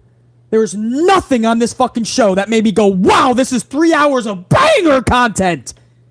That's what you think you're going to beat the Giants versus Cowboys with? You're going to beat Monday Night Football with that? No, and it's not even about beating them. It's just competing. Back in the day, Raw and Nitro, you would not only compete, they would beat that shit. Now you're fucking folding up. Hour number 3, Styles versus Sami Zayn kicks it off. Styles versus Zayn with some help from Solo Sikoa. Zayn defeats Styles via pinfall. Another loss for AJ Styles. But this is another situation where you book the match. There's no way Sami can lose this match, man. I mean, this guy's riding some fucking momentum now. You got Kevin Owens riding momentum. At some point, their paths are going to cross. It just sucks to see Styles lose yet again, bro. And this is all going to lead to just Styles and all of them being in fucking war games. So even if Styles is in something meaningful, it's with 10 other fucking people. 9 other people. So Sami Zayn wins this match. Post-match, Judgment Day hits the ring. Balor holds up the too sweet signal, and Styles holds up the flip him off signal. I thought that was pretty fucking cool. So Styles flips him off. Judgment Day attacks because they didn't appreciate getting flipped off by AJ Styles. And then they wrap a chair around AJ's neck. Balor goes to stomp on the chair, which would have snapped fucking Balor's neck. Or I'm sorry, Styles' neck. But Balor stops. and he yells down to AJ Styles. He says, I'm looking out for you because that's what friends do. I thought that was hilarious, bro. Balor was about to stop down, and he goes, I'm looking out for you. I'm not going to do it because that's what friends do. I thought that was pretty funny, man. So they're going to keep this up with AJ and Balor. I don't know. That was one of the segments that actually made me laugh, at least. If you guys are wondering about the 24/7 title, at least it wasn't on the show last night. Don't get your hopes up. It returned at a live event in Canada this weekend. Referee Asia Smith defeated Nikki Ash, but Nikki Ash defeated Dana Brooke. Then referee Asia Smith rolled up Nikki Ash, and then referee Sean Bennett rolled up Asia Smith, and then Asia Smith got it, and then Nikki Ash got it back from Asia Smith, a bunch of root roll-ups, and then Dana Brooke got it back. So the 24/7 circus is slowly making its way back, guys. The main event was Damien Priest versus Matt Riddle. Riddle defeats Priest via a spiderweb root roll-up. Another fucking roll-up. And Damien fucking Priest of Judgment Day is defeated. Why? What is the fucking purpose? You can't get creative? Damien Priest has to eat a fucking L? Somebody has to lose, Beasley. Mr. Beasley, somebody has to lose, man. Somebody has to lose, man. So Damien Priest just gets fucking beat. At least it was a spider web roll up. Those are one of the coolest ones because it looks like fucking you can't get out of it, right? I mean, that's if you think I'm not trying to find some prosperity in all this, if you think I'm not trying to find any dose of positivity, I am. At least it was a spiderweb roll-up. But Damien Priest is a big boy. That's a big dude. A roll-up. And Matt Riddle walks out the fucking victor. 4 members of Judgment Day and only one Matt Riddle, right? 4 Judgment Day members and 1 bro. And the 1 bro makes Judgment Day look stupid. Damien rolled up. Post-match, Edge hits the ring. Biggest pop of the night easily was from a dude from the Attitude Era. You can't make that shit up, bro. Edge is consistently the biggest pop of the night whenever he's on. There's no wonder they had him quickly get turned on by the Judgment Day when he first found the group. It's because they knew they made a drastic fucking problem. They made a drastic mistake. They took away their biggest pop. Because Cody Rhodes injured too and shit. I mean, you just ran yourself into a brick wall. Edge is the biggest pop of the night yet again. And that took 3 hours, by the way. It took 3 hours for that crowd to finally erupt for something exciting. That's what I mean about an average show. It took him 3 hours, but Edge made them erupt.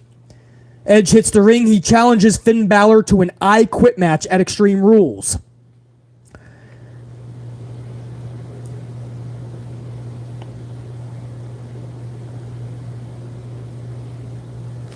That's it. I wish I could tell more, man. I mean, I tried to think of anything more. I don't... there's nothing else to say, man. Edge comes down, and Judgment Day runs away. So Damien Priest gets beat.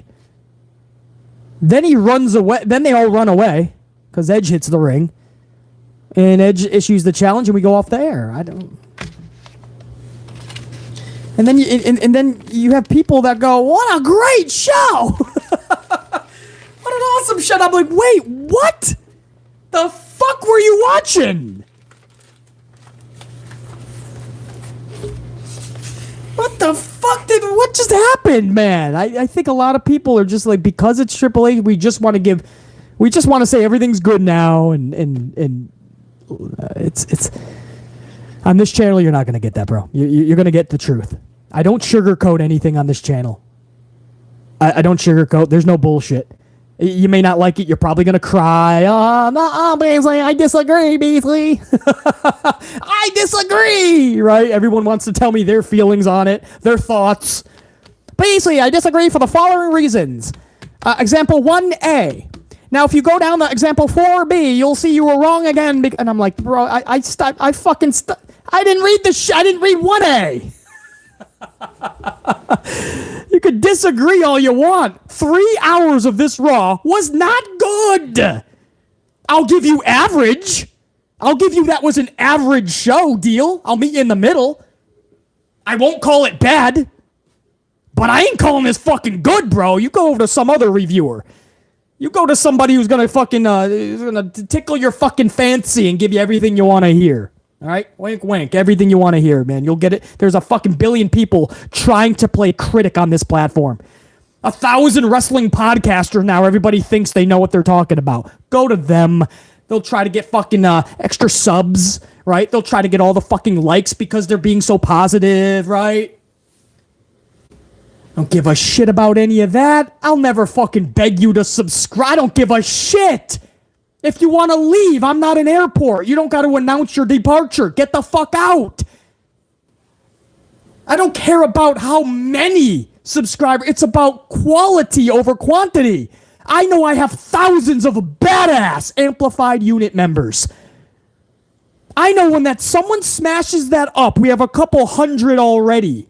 We are now on our way. This was early morning we started this. The algorithm will kick in once we go off the air. Thousands of people will end up watching this. We're already on our way to 300. I know that every one of those likes is hard-earned because they're factual fucking truth bombs that were dropped. I don't fucking pander. Fuck out of here, man. Sir Charles. Fancy ticklers, Sir Charles. Fucking fancy ticklers over there, man. The rest of the community, they're going to give you everything you want to hear. What a great show! Candice LeRae! I fucking love Candice LeRae for so many reasons that I already aforementioned. That doesn't mean that she's going to fucking flip the script in WWE. It doesn't mean that WWE, the women's division, just fucking got flipped upside down because Candice LeRae, maybe she'll have a good match with Aaliyah, and that's fine. Nikki Cross shouldn't job out in 90 seconds. Candice LeRae's not going to do a 20-minute banger with Sasha Banks in the future, or Asuka, or Bianca, or Iyo, or Dakota. But she'll be in War Games, Beasley. Yeah, where she can rest on 9 other people.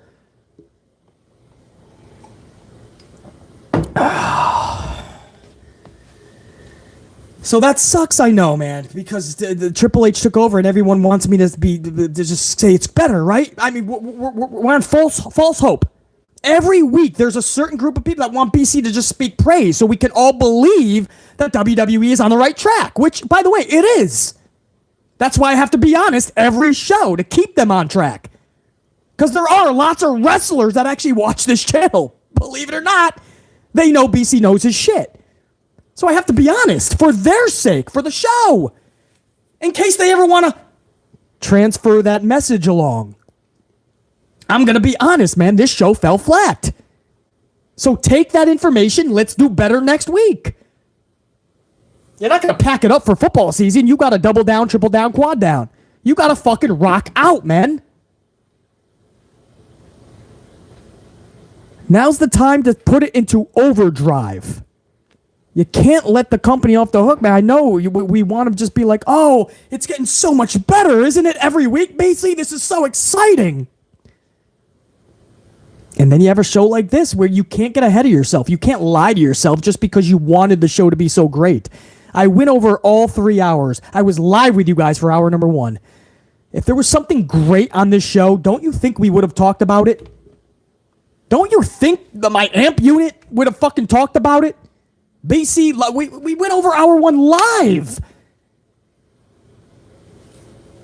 And I just want to end it with this. Before I get into my supers, man, I saw some supers roll in, man. I'm going to give some shout-outs out in a minute.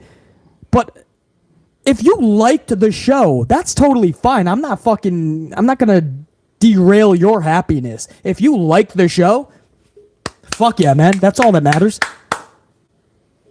But you can't expect others to like it as much as you did, right? Just because you like or don't like something doesn't make it good or bad. You have to still be real, right? I like Jinder Mahal. I know this guy does not, he doesn't connect with 99.99% of the audience. That sucks. But I'm a realist. I know that, right? I like Layla Hirsch. over in AEW. But I know she's not going to, when she comes back from injury, she's not going to capture the championship probably in the first 6, 9, maybe even full year she comes back. Maybe one day. But I know that. Because it's going to take a long, grinding road for her to connect with the audience. Just because you like something and don't doesn't make it good or bad or make that the right answer. You have to still be real. You may have liked the show. It doesn't make it a good show. It means you liked it. You did. But if there's a lot of things that need to be corrected, that's not good. I don't know if Triple H is just getting overwhelmed. Maybe it's already connecting. It's already catching up to him, I should say. And maybe he feels the weight of the world on his shoulder. He knows, oh shit, this is a tall order, man. There's no fucking days off. I can't take a minute off.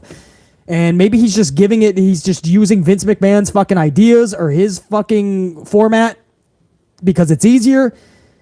Maybe he's leaning more on just the writing staff, which just is so used to Vince McMahon's way of doing things. And every here and there, Triple H makes a little tweak. So you see just a little bit of change.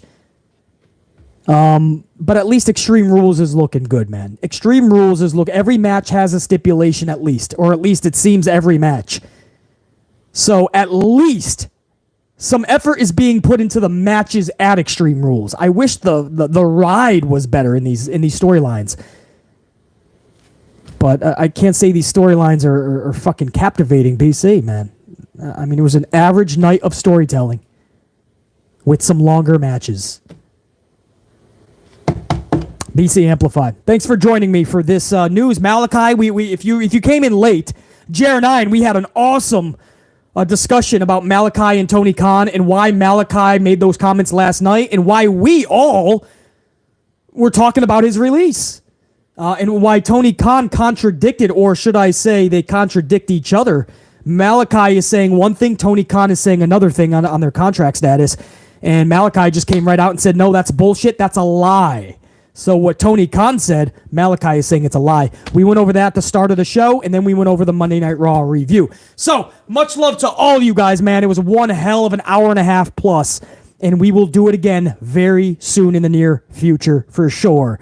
If anybody wants to hang around for a few extra minutes, I had some supers come in, so I want to give some shout-outs out. Hold on. I have to try to get the screen up.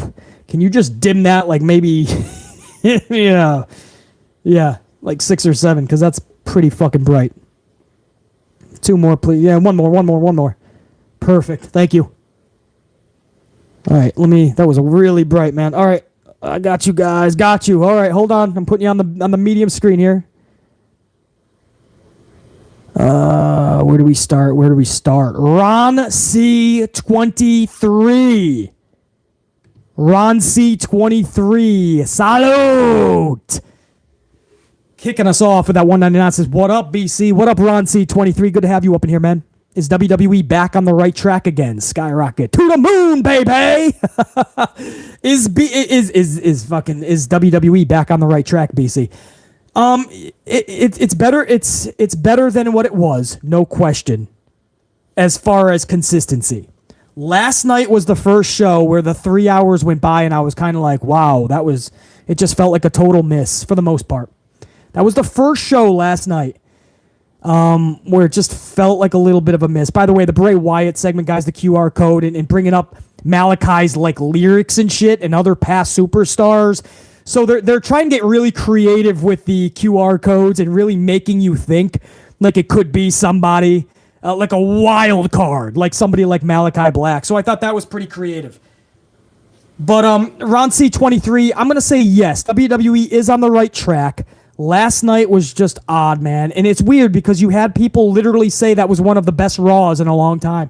Raw was so great last night. And I'm just like, wow. Like, are we really watching the same thing?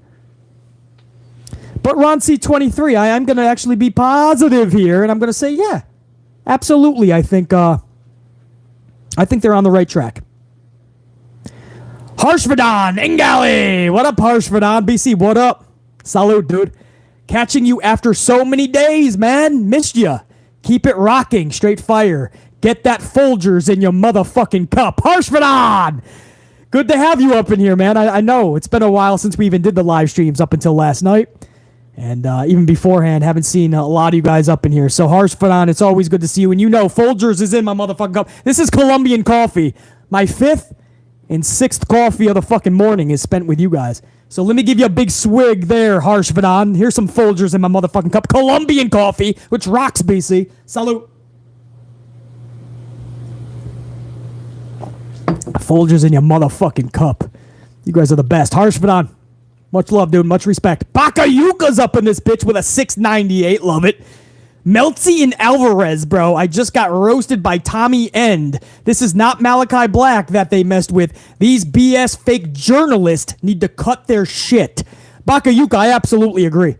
And that's what it just seems like more people come out of the woodwork that claim they're a journalist because they're associated with others that have gained a name over years. And I think that's what's the biggest issue there is what's their track record. You can really easily tell somebody who is just bullshitting by everything they say just seems like a general statement that isn't really news, right? I can name you fucking 10 motherfuckers like that come out with WWE or AEW news, and it's absolutely fucking, it's atrocious. It's absolutely fucking mind-bogglingly, like you just made that shit up, and fucking people will go along with it. And then there's people that establish their names, and they hear one little thing without confirming it, and they'll send it out. That's what I disagree with. So I do absolutely agree with you, Bakayuka. However, in this case, like a Sean Ross Sapp, for instance, who has been covering this story from the jump, he told us everything that was being reported backstage, and it looks to be accurate. Malakai Black himself said he asked for his release. Then last night, he starts doing wordplay, talking about release being in quotes because it's not the word he necessarily wanted to use. But legally, that's the term he had to use. It's released. There's some time off, and then there's released. So it doesn't matter if it's the word he wanted to use. He had to use it. So, there was wordplay there. And then on top of that, when we hear that Tony Khan is not going to allow releases anymore, and then all of a sudden Malakai comes out with that statement saying he's returning to AEW. I think a lot of things, man. A lot of things. It's not a coincidence. So, Bakayuka, much love and respect right back to you. And I absolutely agree, dude. But don't get it twisted either, Bakayuka. He was also, I think, absolutely telling Tony Khan to shut the fuck up. When he started that last night saying sometimes people just don't shut the fuck up. He's talking about his own boss saying that he's got 5 years on his contract when Malakai says, I don't have anything near 5 years. He said that's bullshit and that's lies. So if he's going to blame writers, no. You got to blame the source, which is his own boss, Tony Khan. So that's why I say, Bakayuka, Tony Khan just has to know when to just stop, shut up for a minute. He's backing his own talent into a fucking corner that they can't get themselves out of. And it makes Malakai look like a fucking idiot. Like he's trying to get out of a 5-year deal. Somebody's lying. Either Alistair, Malakai, Tommy, or Tony. But somebody's not being accurate. And if you're telling me that Tony Khan doesn't know how long he signed somebody for, his talent, that's not good, bro. So anyway. Interesting. Strict Tango, 2 spots. Strict Tango says William Regal should run and manage the weekly shows. I think that would be badass. You would have an old school approach that's going to be very welcoming. It's all about can he juggle it with the new school, because as much as I am not a fan of the new school, a lot of new school styles in wrestling and ways that we're going, you still have to have that on the shows. As long as William Regal can balance it out. In NXT, he had a lot of minds that he was working with. If he's the sole runner, I mean, he did learn from some good minds. So, I mean, he always had it. He taught Triple H when they were in a tag team way back in WCW. So I guess you could say Steven Regal, William Regal, was always kind of a teacher. So he would be great at it.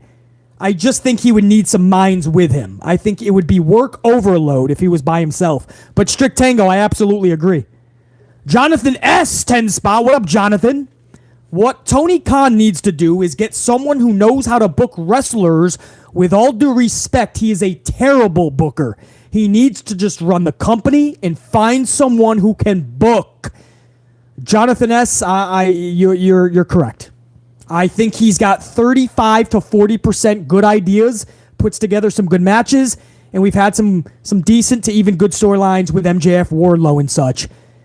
I like the placement of the lights out matches with Britt Baker and Thunder Rosa, things like that. The Anarchy matches, the Stadium Stampedes, I actually didn't mind any of that. Tony Khan has 35 to 40% of good ideas and good trajectories.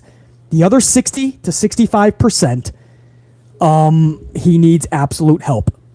So that's the majority. So Jonathan, you have my agreement there, bro.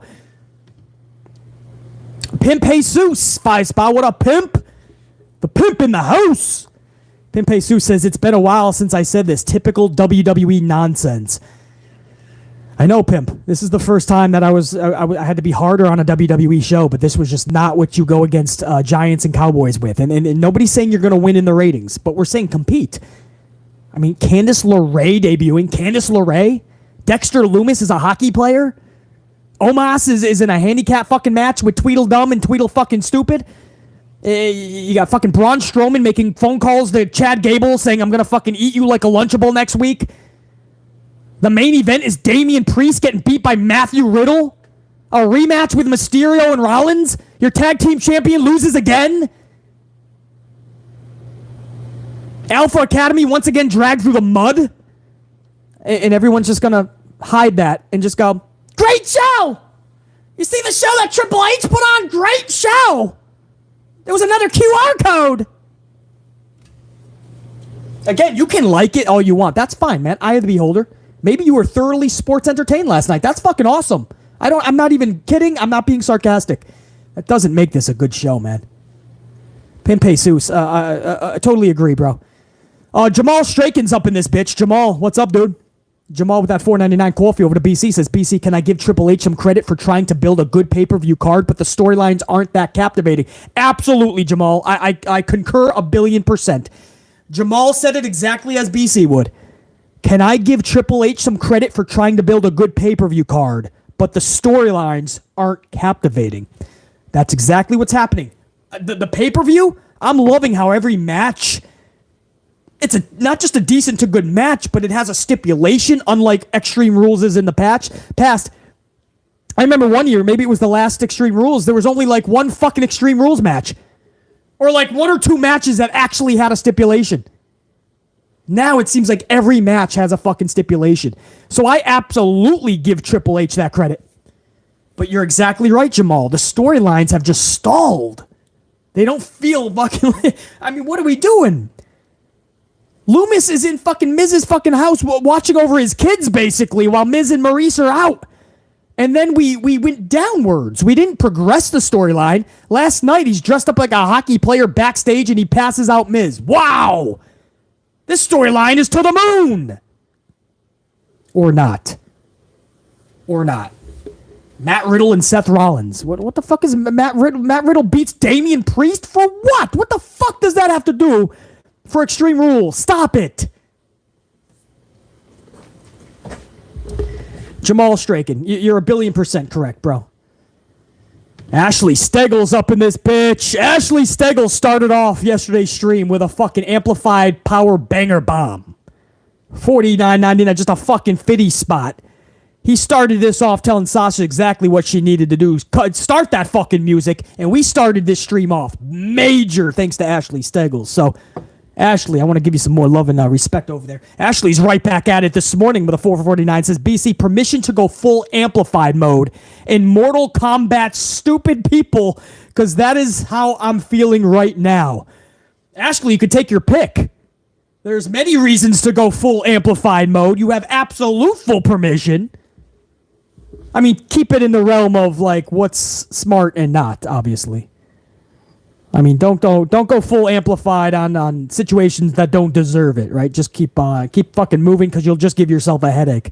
But Ashley Steggles, man, much love and respect, much appreciation, man, from last night into this morning, man. What an MVP Ashley Steggles was. I got to give another fucking salute. That was one hell of a way to start a stream. Flips won $4.99. Some people just love to feed on the bullshit. Flips won. Correct. If we're talking about are we talking about the Malakai Black shit? But they're feeding on it because Tony Khan said he has 5 years left. Almost 5 years was his exact quote. So of course people are going to talk about that, man. That's a huge thing, man. I mean, to say that somebody has almost 5 years left and they're asking for their release because Malakai put his own statement out saying, I asked for my release. He said, I have not been happy here. For the last 6 months, I've been thinking about leaving. That's what he said in his statement. 6 months, which would take it back to March, which was Revolution when he was in the pre-show buy-in match. He was in a 6-man schmoz. So he said for 6 months he's been unhappy. He said that the company made promises and they remained unfilled. So he asked for his release. And then Tony says he's got almost 5 years left. So then Malakai had to go live last night and go, I don't have 5 years. That's bullshit. That's lies. And people think he's just talking about writers and journalists that were talking about the story. He's talking about Tony Khan, the guy who broke the story that he's got 5 fucking years. So Flips won, I agree. But let's keep it straight 100. If you're going to blame journalists and reporters on this one, this is one of the rare times I'm going to actually side with them. You got to blame TK. TK made unnecessary comments. You don't have to talk about the length of your wrestlers' contracts. You don't have to do that. Maybe they don't want that out there. So Flips won. I do agree. People love to feed on the BS, but when it's your boss that's sending out the BS, because Malakai said I don't have 5 years. He said I don't even have anything near 5 years. Somebody is lying. It's either Tony Khan or it's Malakai. That's a big problem. A huge fucking problem.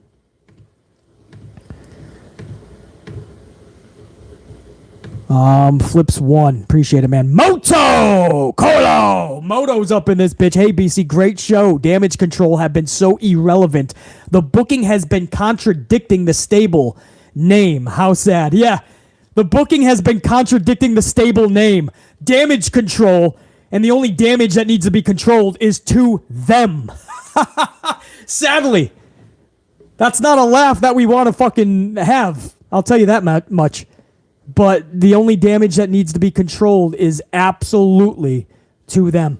They're losing all the time. And I just went over Iyo Sky's win-loss record. She is 6 out of her last 15 matches, guys, on the main roster since she debuted at SummerSlam. She has lost 9 of her last 15. She's only at a fucking 40% win percentage under.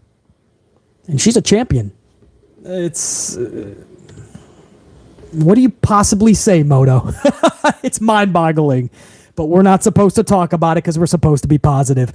Moto, wrong show for that shit. Check you on that. Moto, I appreciate that, man. And he says, BC, great show. I really do appreciate those words, man. We're approaching 2 hours, so I'm glad you guys were entertained while I dropped these stories and knowledge. Moto, it's always good seeing you up in here, man. Salute to you, and I hope all is good. Hollywood guy. Been a minute since I've seen Hollywood guy up in this bitch. 10 spot, couple of coffees over to BC. BC, so Triple H has his favorites like Tony Khan. That's just great. And this Wyatt 6 is a faction with maybe Lumis, Malakai, Braun, Ciampa, and Shayna. Do you see it? Hollywood, wow, that would be badass. I don't think that would be proper booking for all of them. Malakai would just take a backseat to Bray Wyatt. Wyndham Rotunda, and Malakai should never be behind somebody. I don't even want to see Malakai in a group. I didn't want to see him in House of Black. I wanted him to have a couple of years to just build himself with the audience and show everybody how fucking much of a talent he is, and it just never happened, and then he was thrown into a faction, and then he was just not used, and then it went bad, and then Tony Khan and Malakai just started butting heads. But Malakai, that wouldn't do him any favors. Braun Strowman right back with Bray. Where does it end? We've already seen them turn on each other. We've seen them face each other. I don't see how Braun just reuniting with him in a faction would benefit anybody. And I don't even want to see Bray come back right into a faction. Ciampa would just be hidden behind all of those people, literally because of size. You wouldn't even be able to find Ciampa behind fucking Braun Strowman. And Shayna Baszler, I guess this would benefit her because she could use anything right now. Shayna Baszler has been irrelevant since it seems day one on the WWE main roster. She would be the only one to benefit from that. But a Hollywood guy, in theory, on paper, that sounds like a badass fucking group. But I would never, if I'm creating for WWE, if I'm booking, I would never put them together. Just because it seems like a good stable of names. Hollywood guy, good to see you up in here. Salute. Enforcer 2K9. 5 spot. What up, Enforcer 2K9? Johnny Gargano, Candice, Theory, Lumis, Indy Hartwell. Hasn't been seen in a while. Is it me, or is WWE trying to find its way? Enforcer 2K9, I thought the same thing. And Enforcer 2K9, you've listened for a while now. You're one of my tried and trues. You know how I feel about that whole storyline and all of that. I almost said back in the day. It wasn't that long ago. But back in NXT. How I felt about Lumis and Hartwell and Candice and Johnny Gargano. That was one of the most interesting, fun storylines that I've seen in a long time. And it was in NXT. Which happens to be, I think it was right before maybe, the Cameron Grimes storyline with LA Knight and Ted DiBiase, the $1 Million Man. I mean, NXT had some really good storylines. I even liked Dolph Ziggler and Braun Breaker recently. Several months ago, but recently, whatever the fuck. Spring, maybe? NXT has really good storylines. And Candice LeRae, what Enforcer 2K9 is talking about, is their story and faction back in NXT. Indy Hartwell and Lumis have this thing together. Girlfriend, boyfriend. Yeah, go figure. Dexter Lumis has a love interest. And it was so funny to see their interactions with Candice LeRae and Johnny Gargano. A lot of people don't realize it if you don't watch NXT. LeRae and Gargano are funny as fuck, guys. And they can put comedic storylines on their back. Anyway, Enforcer 2K9, you got me going back. I love talking about that shit because that was just so much fun. That actually made me a Candice LeRae fan. I mean, that whole storyline, because in ring, I never was really that impressed. But Candice LeRae can do so many other things. And I see, Triple H really wants the best for her, just like he refuses to give up on Aaliyah. I think he'll always be there for Candice LeRae. And I think it's cool that Johnny Gargano has his wife on the road with him. And I think that's the new MO in WWE. Triple H is really promoting more of like being with your significant other, Bianca Belair and Montez, for instance, and not splitting them up. And letting Zelina Vega know that, hey, if Malakai ever wants to come back, you guys can be on the same brand. I'm cool. Andrade, Charlotte, tell Andrade if he wants to, because Charlotte is Andrade's wife. It's not a coincidence that Andrade is putting up the hourglass. Andrade wants the fuck out because Andrade's being booked like an idiot too. Buddy Matthews probably wants to fuck out so he can be with his new girlfriend, Rhea Ripley. And Triple H is promoting that, and I think that's a big selling point for today's wrestler who is involved with a significant other who happens to be in WWE. Yes. Yeah, JR9, Indy will probably be involved in the Miz feud. Yeah, that's what I mean, JR9. This storyline needs something like that last night, man. He was in the fucking dude's house with his kids, and then all of a sudden he's just a hockey player. Choking out me. I'm like, no, man. It's like we need to progress the feud, not let it digress, fucking go into the abyss. So, JR9, man, if Indy shows up, now we're talking. Now we can get back into the fun of it. Yeah, and Bakayuka, I agree. LA Knight and Cameron Grimes had so much fucking chemistry that I would run that back. I would be okay with them running it back 3-4 fucking times, and I was cool with it.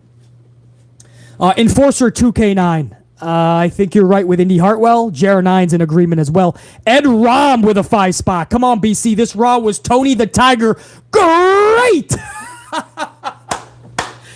Fucking Tony the Tiger. What was he on, man? Was that fucking Fruit Loops? I haven't heard that name in so long. No, not Fruit Loops. That was fucking the bird. The bird was on Fruit Loops. Who the fuck was Tony the Tiger? That was Life cereal. No, that was Mikey. Hey, Mikey, he likes it. Fuck, that's gonna bug me, man. Frosted Flakes. Maybe it was Frosted Flakes, Ed Rom. Tony the Tiger. That's funny. Yeah, Raw was great. JK, it was all right. I watched all wrestling shows after, so I can skip some segments. Yeah, Ed Rom, at least you're being honest about it, man. Yeah, Frosted Flakes, thank you guys. That was going to bug me. Tony the Tiger, I don't even know what the fuck we're talking about, man. 250 on the ups. We really are going toward 300. I started the stream on a fucking Tuesday morning with a half an hour of notice. You guys are the fucking beasts. Not just the best, you're the beasts. Ed Rom, thank you for being honest and not just going with the fucking Triple H bifocals, the Triple H rose-colored glasses. Just because it's H, everything is going to be great. No, we want the best for H, but we have to be honest. So Ed Rom, not just for the coffee, man, I appreciate it, but thank you for understanding the critiques. It's to make everything better. We're not just fucking ranting just to bitch and yell and moan and complain. Fucking things that need to be fucking corrected, man. Unfortunately, BC's the only one to fucking say this shit. Everybody's wearing their Triple H rose-colored glasses. Wow. Well, hold on. There was a bunch more. Hold on. I thought we were done. No. We ain't done yet, man. Hold on. Lisa Matcher. Lisa with that 2-spot. Been a bit. Rhonda Hid. Liv Step It Up. Lisa, it has been a minute. Haven't seen you up in here in a solid fucking minute. So, Lisa, I got to give a salute. As far as Rhonda and Liv stepped it up this past fucking week when she dive bombed through that table and a Rhonda. I'm looking forward to Liv and Rhonda. I know I might be in the minority in that statement. But, Lisa, I am actually looking forward to Rhonda versus Liv. I really think you're going to see Liv, in your words, I think you're going to see Liv actually step it up to another level. I think what you saw on SmackDown was just the beginning. She's going to remind everybody why she is really fucking good. And why a lot of us, most of us, see her as such. A lot of us did not turn our backs on her like a lot of fickle fans did. She won the title, and then a month later, everyone fucking booed her out of the building. What the fuck? Nah. I'm actually looking forward to that match. I really think that this is going to be Liv Morgan's showcase to show that she can take it to that next level. She turned eyes on Friday with that fucking dive bomb off the top of the post. I think that's just the tip of the iceberg, guys. I could be wrong. We will tune in on October 8th, Extreme Rules, and we'll find out. But Lisa, much love, much respect always. It's been a minute, but it's always good seeing you up in here, just like Christopher Blackshare. Christopher! I don't think I caught you the last couple times, man. Good to see you up in here as well. Took a hiatus from the IWC. That's why. Okay. I don't blame you, bro. Trust me. Get the fuck off. If there was one thing I could tell anybody, man, especially the younger crowds out there, get the fuck off of your phone as much as you can every day. You will thank me later. Christopher says, took a hiatus from the IWC. What has TK done now? Unfortunately, TK put his foot in his mouth again, man. I'll give you the short version. I went over in length earlier. TK went public and said that Malakai has 5 years, or almost 5 years left on his contract. Malakai went live last night and said that's bullshit and it's a lie. He has nowhere near 5 years. And he tried to make it seem like he was just talking about the writers and the journalists that carried the story, when he knows full well the person that broke the story that he's got 5 years was Tony Khan himself in an interview. Malakai knows that. The whole wrestling world was talking about it after he said that he had 5 years. So, of course, Malakai knows exactly who broke that news. And then all of a sudden, Malakai's like, no, I don't, motherfucker. That's bullshit. That's a lie. And now it looks like one person's lying, either Tony Khan or Malakai. So it's one of those things where Tony Khan would have been best if he doesn't distribute information on contracts. Because you're going to set out information the wrestlers don't want you to have. Like length of contract, how much you're making, things like that. So that's it, Christopher. And they already were butting heads. That's the problem. Because 2.5 weeks ago, Malakai went on his social and he posted a lengthy 3-page statement saying that he's been thinking about his release for 6 months now, which would take that back to March, which was Revolution, when he was in the buy-in pre-show match. 6-man tag against Death Triangle, I believe. And he said that was the time I knew I wanted out. And he said the company made promises that remained unfulfilled. So him and Tony Khan were already butting heads. Then Tony Khan talks about the contract being 5 years, and Malakai's like, no, it fucking isn't, bro. So that's it, Christopher. Tony keeps talking. Tony keeps giving too much information out, bro. Baka. TK is fully relying on those BS fake journalists to drive his storylines and narrative instead of using his weekly TV shows to build. LOL. No doubt, bro. And you know what? And Tony is such a good dude, man. I never knock Tony Khan just to knock him, right? We always say what he should not be doing, and we give him praise when he's doing good shit. But he's a good dude. I really believe he's just talking, you know? But he's got to realize he's the CEO. He's the owner, whatever the fuck he wants to call himself. Boss man. Not the big boss man. You know, you can't say certain things because your wrestlers are going to be backed into a corner and then they have to do weird shit like go live like last night and start debunking rumors or stories when half of them were from his boss. It's not even the journalist for half of it. That's the shit that's got to stop. So, who was that? That was, Christopher Blackshear. That's the story making its round, so I'm guessing that'll take on a life of its own. Big Nang is up in this bitch. Several, man. 5-spot, 2-spot, 5-spot. Big Nang just throwing fucking coffees at the channel. Here's a Starbucks, BC. There's a Dunkin'. There's a fucking Folgers. Big Nang, I gotta give you a salute, bro. One of my tried and trues for sure. Sup, BC? I just demolished the like button with an axe. Smash them and crush them. Big Nang. Big Nang is talking about that like button down below. What number were you, bro? Were you number 250? I appreciate everybody who's smashing that up. Looks like Big Nang delivered one of my favorite tag teams in the world. Back in the day, they were known as Demolition, Axe, and Smash. It turned into a trio when Crush came in, but back then there wasn't like a bunch of trios, so it worked. But Demolition, I used to love them. In fact, they have a record over the Usos right now for longest tag team title reign. So once it gets closer, you guys are going to hear a lot more about Demolition. Big Nang, if there was one way to smash that up, that is one fucking way, bro. Appreciate it. And Big Nang also says with a 2-spot, which match would you put as main event at Extreme Rules?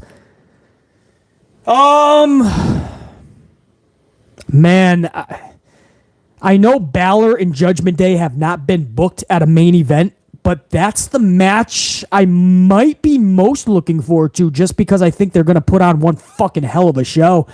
I just don't think the booking is there to put them in the main event.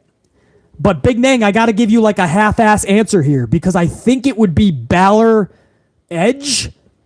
JR9, who are you going with? Oh, JR9 already put it. Edge, Balor, I quit match. Yeah, me too. What about you guys? Big Nang, can I take that to the chat? What are you guys thinking for the main event at Extreme Rules for the matches that we already have or something coming up? Big Nang says, better half-ass is better than no ass. That's what I say about Mandy Rose, man. She can have half an ass, and she still got fucking a better ass than most. Ed Rom is talking about the pit fight match with Seth Rollins and Riddle. Same situation, though. They haven't really booked that to be a main event. You guys are going that. Jazzy is saying that Liv and Ronda should be there. If Liv and Ronda's in the main event, they better fucking deliver because those poor ladies will be scolded afterwards. But I have the utmost confidence in Liv Morgan, and I know when the pressure is on, Ronda delivers. Except for the UFC a couple of times, I understand. Yeah, I think it's going to be the Edge Balor I Quit match, I think. Big Nang says, I'd be biased with the Riddle and Seth. Drew and Cross is worth mentioning. Yes, actually, because they were tied up in the title picture, kind of. Drew just came off of a loss with the champion Roman, and Karrion Kross has been in that situation. So that would actually make sense. You would just have to have something massively creative if Kross and McIntyre is going to be your main event. Good question there, Big Nang, but I'm going to go with Edge and Finn Balor. I quit so far. We'll see if anything else gets added. Another 5 spot by Big Nang, by the way. Another coffee says Indy, Dexter, Candice, Gargano, and KO versus Miz, Maurice, Tommaso, Theory, and a woman mystery partner for Survivor Series schmaz match. Book it, H. You could also put an H in front of H because Big Nang spelt it AITCH. H. That's how everybody says it online too. H. Triple H, like William Regal. Sounds fun. I mean, to see Indy Hartwell back with Dexter on the main roster. You got the wife and husband connection of Candice and Gargano. Kevin Owens is added on. They're against Tommaso. Oh, man, could you imagine Gargano and Tommaso staring off at one another on opposite sides of the tracks? And then you got a mystery partner, which adds suspense. So Big Nang, that's pretty fucking... I'm down.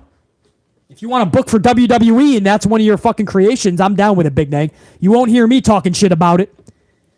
JR9 Gaming. Yes. Better late than never, dude. So good to see you able to catch at least some of the stream. Hopefully you go back and hear some of the thoughts that we went over at the beginning. But JR9 Gaming, salute, bro. I've done more detective work into the QR code from Raw. I'll comment after the stream a full breakdown with the main findings for you and the unit. What I've discovered has virtually confirmed it's for Bray Wyatt. So my right-hand man on the channel, JR9, guys, after this live stream, down in the comments, he's going to put, he's been hard at work. JR9's always got the info. He's going to tell you exactly what to look for in that QR code, and that's also going to help BC out, too. So, JR9, I speak for everybody in the AMP unit for saying thank you, man. You help out a lot. You make a lot of the shit easier on the channel, JR9, so I'm definitely going to have to jump into all this detective work because you know I need this to be Bray Wyatt. For BC, it's Bray or bust. JR9, I'll be looking forward to it. And Savage 1024, the Punisher with a 2-spot. Imagine if the jobbers went on strike, LOL. Fucking all the local talent being brought in. They're like, fuck you, bro. Every time you come to town, I'm being squashed by Veer, by fucking Omos, by Braun. Jobbers had enough. Dude, if Barry Horowitz back in the day did that, or 1-2-3 Kid, before he actually beat Razor Ramon, 1-2-3 Kid was a jobber. He was literally just called in to lose matches. Could you imagine if they all went on strike? There'd be no fucking W's back in the day. Savage 1024, the Punisher. That's funny, bro. I think I got everybody on that second round. Let me just make sure. Let me give another thank you to all of my supers on this stream. Real quick, I want to give a big shout out to Ron C23, Harsh Fadan, Ingali, Bakayuka, Strict Tango, Jonathan S, Pimp Jesus, Jamal Straken, Ashley Steggles, Flips1, Moto Colo, Hollywood Guy, Enforcer 2K9, Ed Rom, Lisa Matcher, Christopher Blackshear, Big Nang, Savage 1024 the Punisher, JR9 Gaming. You guys fucking rock, man. And if I missed anybody, I'll get the list afterwards and I'll give you a thanks. Just like if there's any super thankers later down in the comments below, I will absolutely give you guys a shout out in the very next video or stream that I put out. I assure you. I always make sure that if I see it anyway, I always make sure that you guys get that love and respect. So, I think I got everybody. Guys, 2 hours. I tried to keep it as short as possible. This is what you got. I started drinking that Colombian coffee. I started the fucking cold brew, which I'm gonna fucking have some more of. Some more fucking iced coffee. Salute to all you guys, man. It's been one hell of a 24 hours from last night's Hour 1 live watch-along for Monday Night Raw, Hour 1. And then this review and talking about dissecting the Malakai Tony Khan situation. It's ever-changing. We're going to find out more info, I'm sure, over the next 48 hours. And hopefully we'll all be smarter from it. For everybody, I know it was early with a half an hour notice. But for everybody that took a moment to smash that up, I appreciate that big time. Because of you guys, this is going to kick the algorithm in. Once we're off the air, the algorithm will kick in. Thousands of people will be able to catch this. And will surely surpass 300 plus on the up. So that's thanks to you guys. Salute to all of you, man. DeMonte is wasting no fucking time. I love it. DeMonte is like, you know what you gotta do, Sasha. Salute, guys. We'll be shooting the shit later this week for sure. A lot more content, so stay subscribed and notified. We got a lot of traveling to do. We're actually in the midst of a move as well. The Amplified Studios is ever moving. You guys don't realize it because you're seeing a set. Breaking down the fourth wall a little bit. You're seeing a set, but we're ever changing, man. The studios, it's a traveling studios, man. But you guys are surely going to get more content this week. I don't care where we are in the fucking world. I don't give a fuck if it's audio format only. You guys are going to get more content. Much love and respect to all you guys. Can you do me a favor? Besides smashing the up. You got to let Sasha know. Yep, take me off of 7. 7? Yep, I knew you never went to 7 before. I know. You never went to 7 before. I had to switch the screens on that, man. I never had Sasha go to a 7 tint. That's funny. You know, Jernan. Makai, you know, Pimp Jesus. Hey, everybody. We'll check you. Sasha. You ready? Sasha, you know what you got to do. You got to hit my mother. Wait for it. She was with the jump on it. You got to hit my motherfucking music.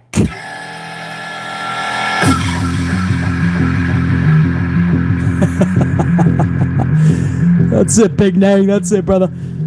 Salute, guys. Much love and respect to all you guys. Till next time, Top Guy, and I'm fucking out. BC, saying check you.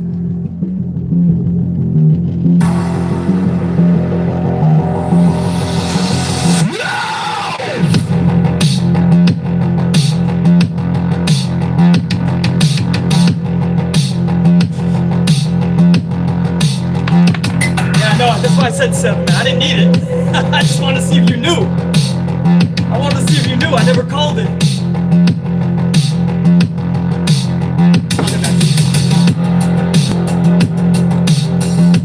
Thank you guys. Much love. Till next time. Cut down that. I got this. I'm going to check him on that.